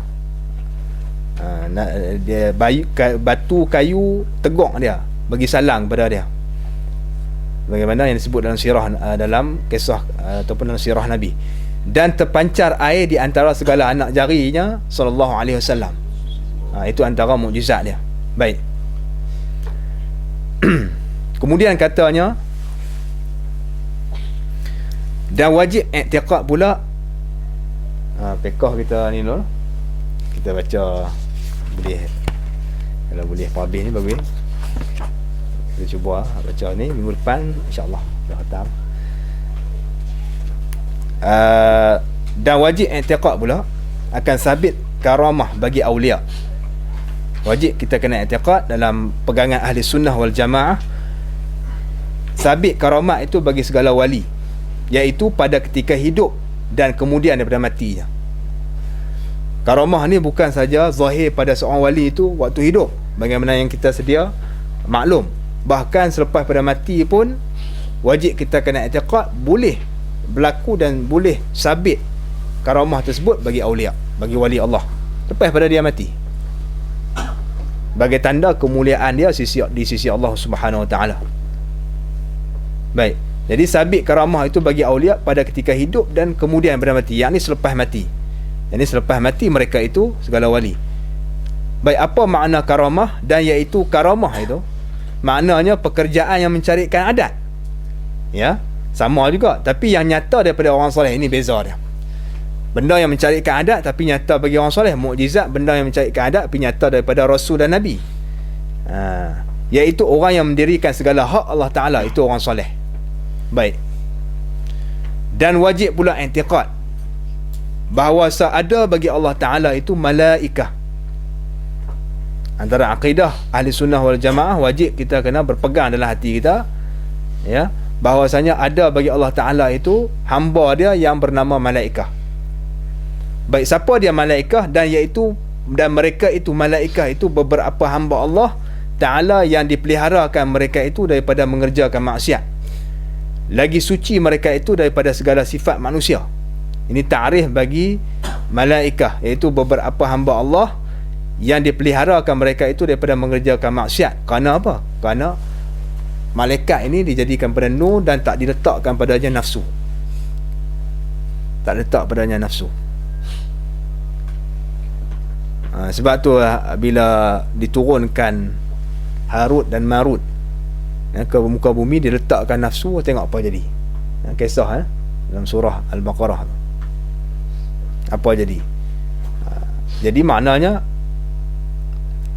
tabiat asal kejadiannya malaikat ni memang dia dipelihara daripada mengerjakan maksiat kerana Allah Ta'ala tak letak nafsu pada dia. Satu. Dan suci mereka itu daripada segala sifat manusia. Tak ada lah sifat manusia. Sifat manusianya, tabiat manusia nak makan, nak minum, tidak ada. Tidak lelaki dan tidak perempuan, tidak berkeinginan syahwat dan sebagainya. Dan mereka itu amat banyak bilangan dia. Tiada mengetahui dengan bilangan mereka itu melainkan Allah Ta'ala. Dan bahawasa dia kata wajib pula, yang ni atah di sana, atah pada ada bagi Allah Ta'ala tu. Dan wajib i'tiqad bahawasa kepala mereka itu, yang ni ketua-ketua mereka itu malaikat, kesemuanya 4. Wajib kita kena i'tiqad dalam hati kita, terdapat ketua-ketua dalam pentadbiran malaikat ni, ya. Dalam pentadbiran malaikat ni ada 4 orang ketua yang utama. Baik, iaitu yang pertamanya Jibril, yang keduanya Mikail, yang ketiganya Israfil, dan yang keempatnya Azrail. Ini 4 ketua-ketua para malaikat. Wajib kita kena tahu tiap-tiap satu daripada 4 ni. Baik, dan setengah daripada mereka itu malaikat, ya, di antara malaikat yang disebutkan dalam Quran, dalam hadisnya, dinamakan Hamalatul Arsh. Siapa dia Hamalatul Arsh? Apa dia? Artinya beberapa malaikat yang menanggung Arash Ar-Rahman, Arash Tuhan. Baik. Dan mereka sekarang ini pada waktu lah ni ada 4 orang. 4 malaikat saja yang duk tanggung Arash Allah Ta'ala. Dan pada hari kiamat esok Allah Ta'ala tambah lagi 4 jadi 8. Hari kiamat esok. Baik. Dan setengah daripada mereka itu malaikat, mereka yang wajib diketahuikan atas jalan tafsir. Di antara malaikat yang wajib kita kena tahu satu persatu nama dia. Tak apa, makna kalau tanya orang, kita boleh habaq kata mereka ni malaikat. Dan mereka itu 10 malaikat kesemuanya. 10. 4 kepala-kepala yang dahulu, yang ni 4 ketua-ketua yang disebutkan dahulu: Jibril, Mikail, Israfil, Azrail. Dan seterusnya Munkar dan Nakir, yang bertanya keduanya akan segala orang mati. Ini tugas mereka.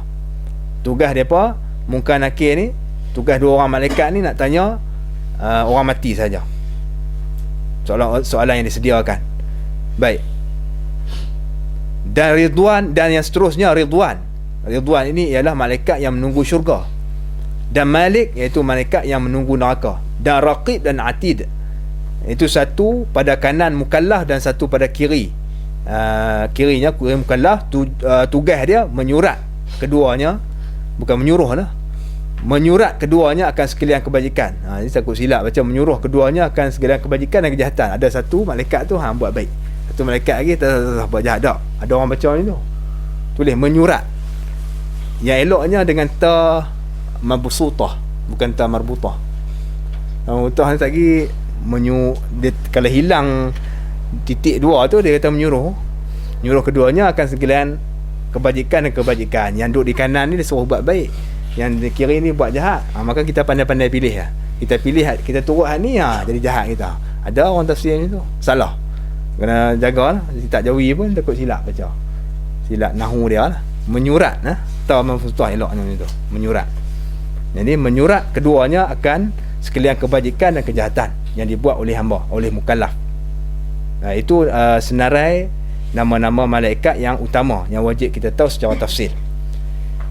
Dan wajib pula i'tiqad bahawasanya ada bagi Allah Ta'ala itu beberapa kitab yang diturunkan di atas beberapa orang rasulnya. Wajib kita i'tiqad selain pada yang di atas, ada bagi Allah Ta'ala itu kitab-kitab yang diturunkan kepada rasul dia. Setengah daripadanya, di antaranya dia kata Taurah Nabi Musa, dan Injil Nabi Isa, dan Zabur Nabi Daud, dan Quran Nabi kita Muhammad sallallahu alaihi wa alaihim as-salatu wassalam, alaihi wa alaihimus salatu wassalam. Jadi 4 buah kitab diturun pada 4 orang Nabi yang utama. Baik, tengok nombor 3 dia kata qauluhu Taurah dan Injil. Ketahui olehmu bahawasanya Taurat ataupun Taurah yang asli dan Injil yang aslinya itu telah terketiadaan keduanya. Ini sudah tidak ada sama sekali keduanya. Terketiadaan maknanya sudah tidak ada sama sekali keduanya. Yang ini dahulu Nabi kita dahulu daripada Nabi kita Muhammad sallallahu alaihi wasallam. Dia kata Taurah yang asli dan Injil yang asli itu telah terketiadaan. Maknanya telah terketiadaan keduanya. Ini sudah tidak ada sama sekali semenjak daripada zaman Nabi kita. Ini sebelum pada zaman Nabi kita lagi. Sudah tidak ada dah. Adapun kitab Al-Ahdul Qadim dan kitab Al-Ahdul Jadid yang ma'ruf keduanya dengan Taurah dan Injil. Ahdul Qadim, kalau kita tengok Kristian tu, dia tulis Taurah, diibarat dengan Ahdul Qadim, janjian lama. Kalau Ahdul Qadim tu itu Injil lah. Ahdul Jadid itu Injil, perjanjian baru, New Testament tu kan. Baik, yang ada keduanya ni pada sekarang ini, maka bukan Taurah dan Injil yang dikehendaki di sini.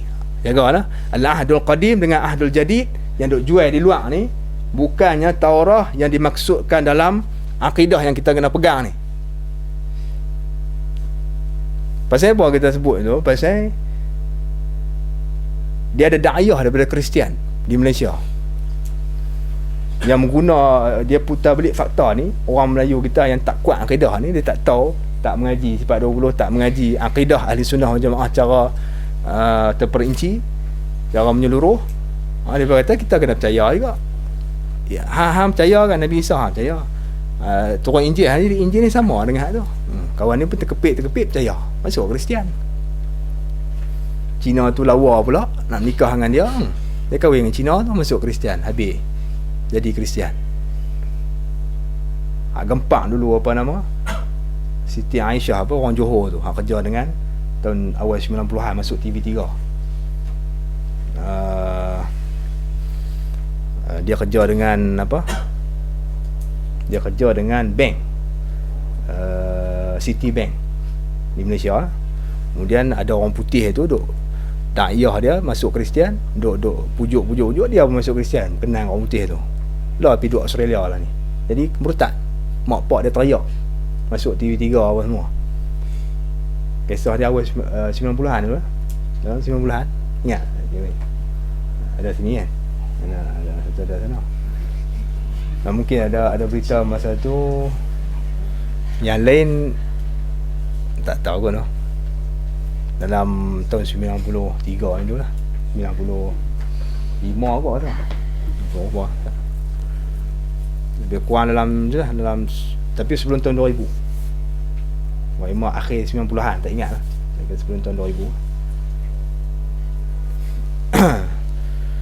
Jadi padahal dia hafal Yasin memang tak guna hafal Yasin kalau akidah tak ada. Hafal Quran sebiji pun kalau akidah tak ada, masuk Kristian apa tu. Yang pentingnya akidah ni besar ni. Kita nak hujah, nak putih. Paling kurang kalau kita tak boleh berhujah dia, kita dah ada pegangan yang kuat. Sebab tu dia panggil akidah. Dia ikat iman kita. Kita tahu dah, ini pegangan kita tak boleh ubah dah. Kalau aku tak boleh hujah, aku pegang ni, percaya ni. Baik. Dia kata di sini maka iaitu Al-Ahdul Qadim dan Ahdul Jadid itu bukan Taurah dan Injil yang dikehendaki di sini, yang dimaksudkan di sini. Bahkan keduanya daripada karangan manusia, Ahdul Qadim dan Ahdul Jadid ni. Baik, telah menyata yang demikian itu oleh ampunya kitab Izharul Haq. Kalau ada duit beli Izharul Haq, karangan pengasas bagi madrasah Salutiyah di Mekah, orang India. Ya. Mau apa? Izharul Haq ada 4 jilid, tak silap. Dah ada 4 jilid. Bukan 1 jilid tak, 4 jilid. Ana beli di Syria tu 4 jilid, tebal-tebal tu. Kalau 1 jilid tu tak tahu. Buat 1 tebal. Okey, kalau itu lagi bagus. 25 kena. Untung ana jadi rugi sikit, jadi 4 jilid. Tapi ada ta'liq di bawah dia.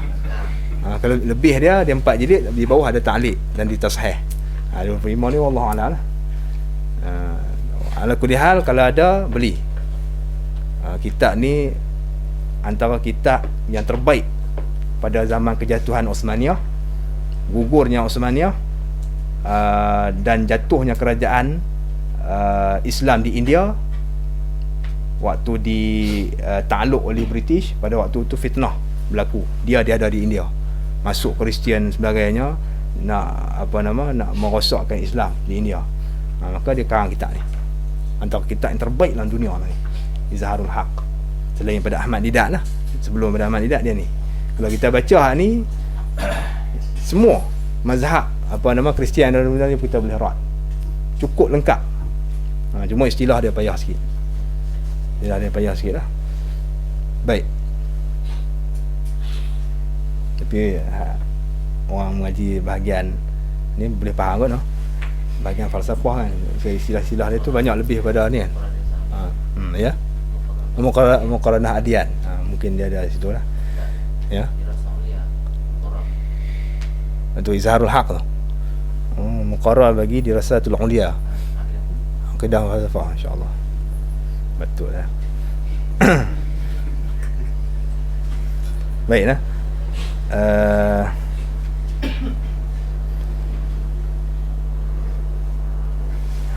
Kata dia dan wajib dan yang afdal. Kata dia pula dan wajib kita i'tiqad habis tadi. Dan wajib i'tiqad pula, ini akidah ahli sunnah wal jamaah, bahawa afdal sekalian makhluk itu Nabi kita sallallahu alaihi wasallam, bukan malaikat dah. Paling afdal makhluk di alam ni alal itlaq makhluk lah, bukan manusia, bukan disebut afdal manusia dah. Dia kata wajib kita i'tiqad afdal sekalian makhluk, bukan afdal sekalian manusia. Manusia dia tak masuk, malaikat tak masuk, jin. Sekalian makhluk yang Allah Ta'ala cipta di alam ni, tak kira apa jenis makhluk, asalkan makhluk saja, yang paling afdal di sisi Allah Ta'ala nya ialah Nabi kita Muhammad sallallahu alaihi wasallam. Besar lah. Dan yang afdal kemudian daripada Nabi kita itu ialah Nabi Ibrahim. Bapak dia, jadi datuk dia lah. Datuk dia. Dan seterus sebab tu kita baca selawat besarnya Nabi Ibrahim ni. Dalam selawat kita hampir hari ni kita baca lepas sembahyang Allahumma salli ala sayyidina Muhammad wa ala sayyidina Muhammad kama sallaita ala Ibrahim wa ala ali sayyidina Ibrahim wa barik ala Muhammad wa ala ali Muhammad kama barakta ala Ibrahim wa ala Ibrahim. Jadi kerana dia yang kedua afdal selepas pada Nabi Muhammad sallallahu alaihi wasallam. Kemudian yang ketiganya maka Nabi Musa. Yang keempatnya maka Nabi Isa. Ini maka ni dia panggil fa tertib dan ta'qib, fa tertib dan ta'qib. Maka kemudiannya Nabi Nuh, dan yang lima ini dinamakan mereka itu ulul azmi. Apa makna ulul azmi? Dia tulis nombor 4, qauluhu ulul azmi, artinya segala yang mempunyai sabar dan menanggung beberapa banyak kesusahan. Satu tafsiran. Ulul azmi ni mana orang yang yang cukup kuat menanggung sabar tentang karenah umat dia, dan menanggung berapa banyak susah dan payah perit waktu nak sampai dakwah kepada umat dia. 4-5 orang Nabi ni cukup teruk, cukup sedih kalau kita dengar cerita dia. Baik. Ataupun tafsiran yang kedua, dia kata mempunyai hazmun. Artinya apa makna hazmun? Artinya meneguhkan segala pekerjaan. Kita tengok di luar tu dia tulis taqayyub bihizamil aman. Hizam tadi pinggang kaedah kan. Taqayyub biqanun hizamil aman misalnya, kata. Jadi hizam ni makna nak bagi teguh, kuat. Makna kita bila duduk kereta kalau accident pun lekat situ lah. Dia tak terpelanting keluar. Maknanya ni hazmun, makna di situ nak menguatkan segala pekerjaan, segala urusan Nabi tu. Dia mempunyai hazam, mempunyai kekuatan, mempunyai teguh pada diri dia waktu nak sampai dakwah kepada umat dia. Digelarkan sebagai ulul azmi. Ini dua tafsiran yang berbeza. Baik.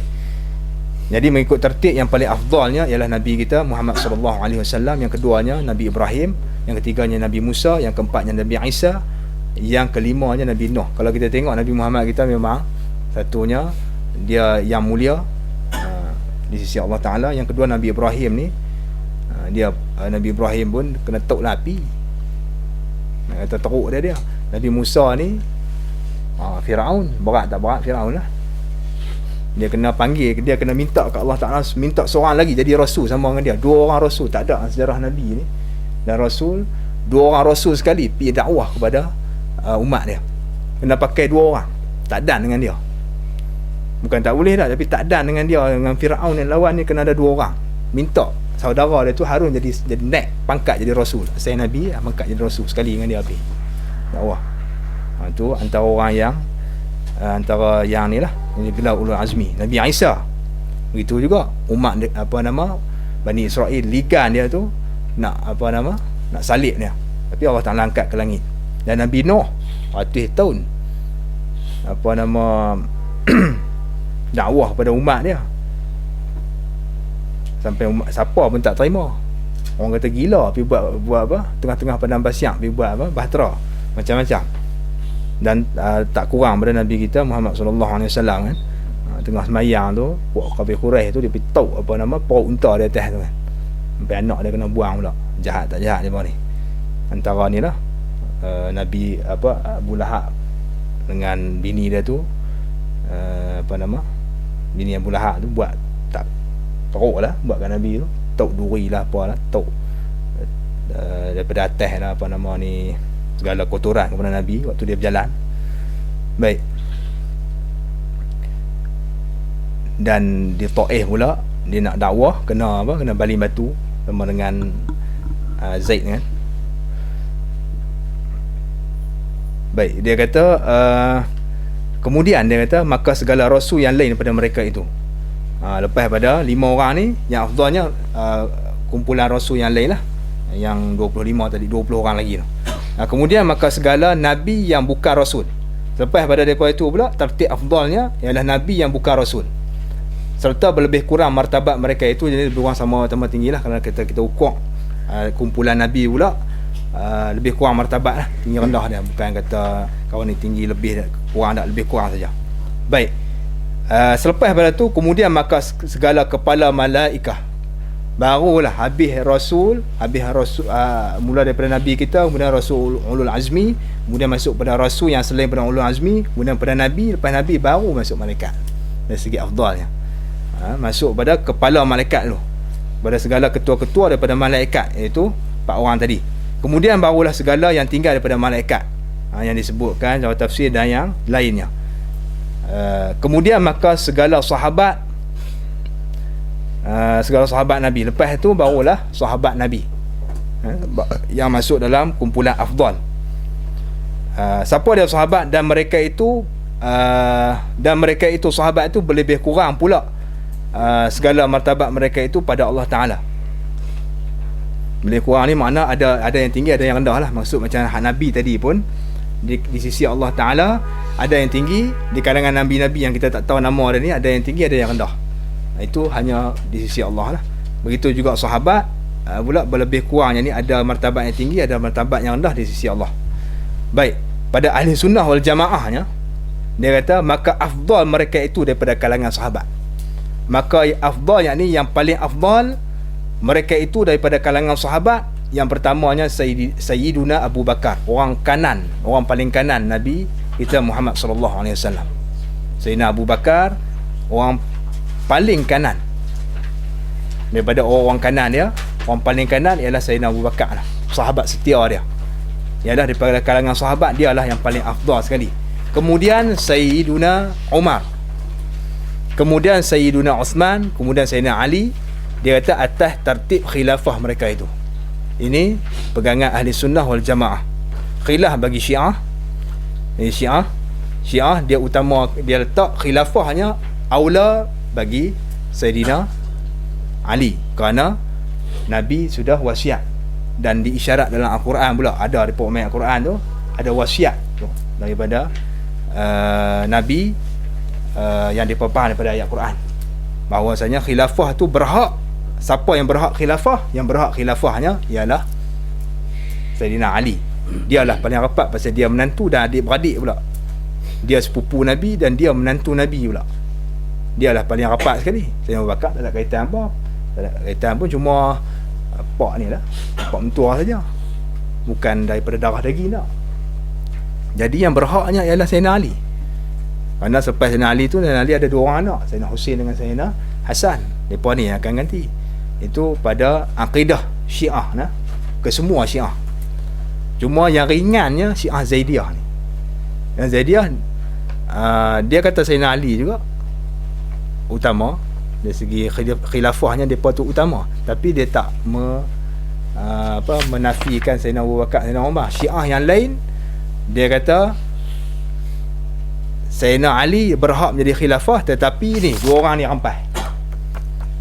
Dia kata Sayyidina Abu Bakar pergi rampas kuasa daripada ni. Kemudian Sayyidina Umar pula rampas kuasa. Dua orang ni cukup dahsyat. Kalau kita jumpa mana-mana Syiah lah, mereka akan cerca dua orang sahabat besar ni, Sayyidina Abu Bakar dan Sayyidina Umar ni, puak-puak Syiah. Dia akan cerca. Itu dipanggil apa? Amalan wajib ni apa? Kena cerca dekat apa? Sayyidina Abu Bakar, Sayyidina Umar. Depan muka kita manis muka. Pasal apa? Pasal mereka boleh taqiyah. Pasal mereka boleh taqiyah, itu berpura-pura. Nah. Ini akidah kita ahli sunnah, walau dalam keadaan macam mana pun telah tetap dah bahawasanya yang paling afdal sekali ialah Sayyidina Abu Bakar. Kemudian barulah Sayyidina Umar, kemudian Sayyidina Osman dan Sayyidina Ali. Baik. Dan 6 orang mencukupi 10 orang tu bukan bermaksud bila kita tertib ni kita tak cinta pada Ahlul Bait dah. Bukan maksudnya tu. Ini dari segi tertib afdalnya.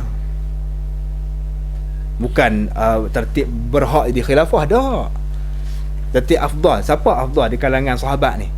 Mengikut ahli sunnah wal jamaah setelah diperhatikan dalil-dalil dan manaqib bagi setiap sahabat ni dan kelebihan mereka itu, maka mazhab ahli sunnah wal jamaah membuat rumusan berdasarkan kepada nas dan dalil. Buat rumusan bahawasanya Sayyidina Abu Bakar ni yang paling afdal di kalangan sahabat yang lain dari segi kelebihan dia. Dan dia pula disebut dalam Quran izhuma fil ghar. Itu sebut dalam Quran tu. Izhuma fil ghar. Kalau puak Syiah nak hujah Sayyidina Ali, tak ada sebut dalam Quran. Ada. Yang sebut dalam Quran berapa? Zaid. Itu Sayyidina Abu Bakar. Izhuma fil ghar. Tapi Syiah dia tafsir lain, huma tu dia dhamir. Isim dhamir ni dia pergi pusing kot lain. Pandai Syiah. Dia tak boleh pusing dah. Yang duduk dalam gua tu siapa dia? Dia berkata tak, ni cerita tak betul tu. Tu cerita ahli sunnah, cerita Syiah macam ni. Dia pusing pula. Jadi orang awam hak dengar tu teruk Syiah. Yang tak ada asas akidah ni. Asas akidah ni tak ada. Sejarah Islam pun tak tahu, kosong. Duk mengaji sejarah orang putih ya di sekolah, dari Islam tak mengaji. Ni punca dia jadi Syiah. Punca dia Syiah ni. Baik. Banyak di Malaysia banyak. Di Syiah banyak. Yang jadi Syiah bukan kalangan orang kampung lah, orang profesional. Yang sedihnya orang profesional, engineer, doktor, pensyarah. Yang paling ramai sekali pensyarah universiti di UM dululah.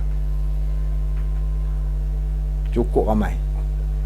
Lah ni depa duduk di dalam dalam masyarakat kita tu macam api dalam sekam. Model turun daripada Iran jangan tanya. Bukan sikit tak. Banyak.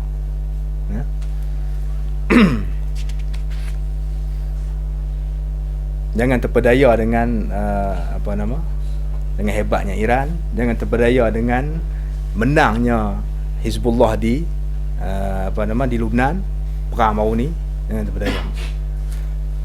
Banyak orang terpedaya tu, sebab tu yang jadi tasyayyu' di Lebanon kes ni. Kes ni. Baik.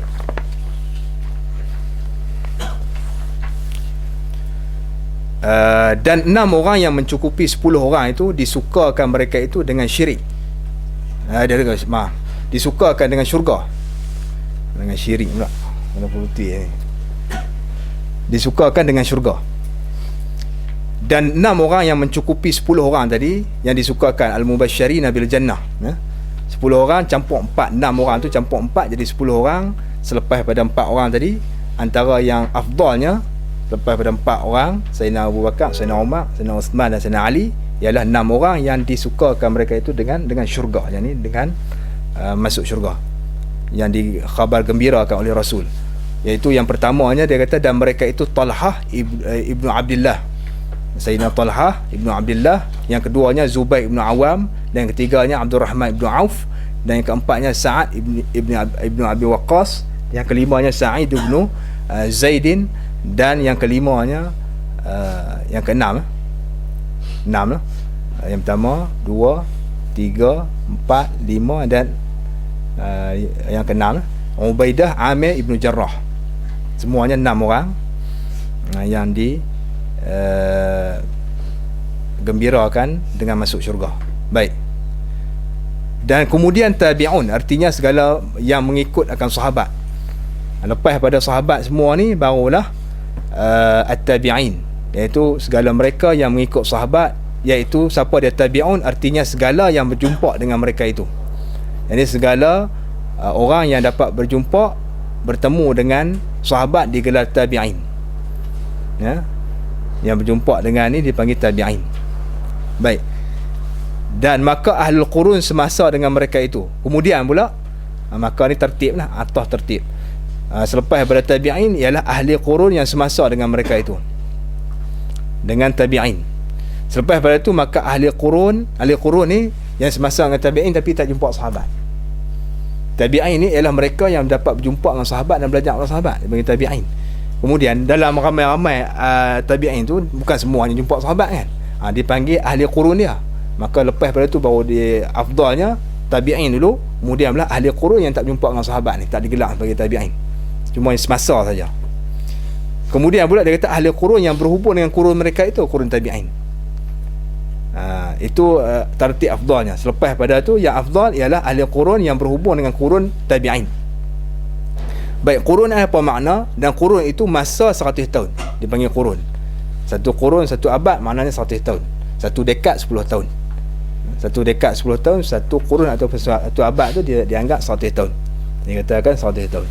Baik, bagaimana isyarat dalam hadis Nabi, afdalul quruni qarni thumma allazina yalunahum thumma allazina yalunahum. 3. Mana dia ulang 2 kali, dia sebut qurun dia 100 tahun dah, qurun Nabi. Kemudian thumma allazina yalunahum, qurun 200 tahun, thumma allazina yalunahum 300 tahun. Lepas tu habis.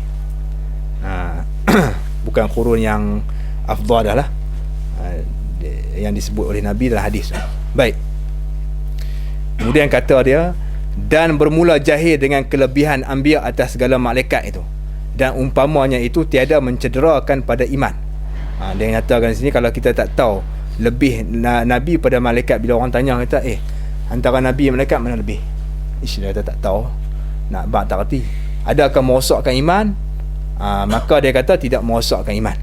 Maka telah menyebut oleh Suyuti, yakni Imam Suyuti, yang diriwayat daripada Imam Subki, bahawasanya jikalau diam seorang selama-lama umurnya, tiada terlintas pun pada hatinya melebihkan Nabi atas malak.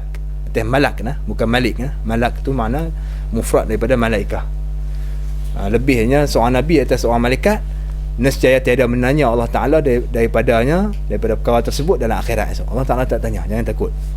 Baik. Dan wajib i'tiqad pula bahawasanya Nabi kita itu daripada bangsa Arab, lagi bangsa Quraisy. Wallahu subhanahu wa ta'ala a'lam. Jadi kita berhenti di sini. Kita sambung insya-Allah minggu depan. Biasa malam esok tak ada kuliah. Malam esok Syekh Muhammad Ibrahim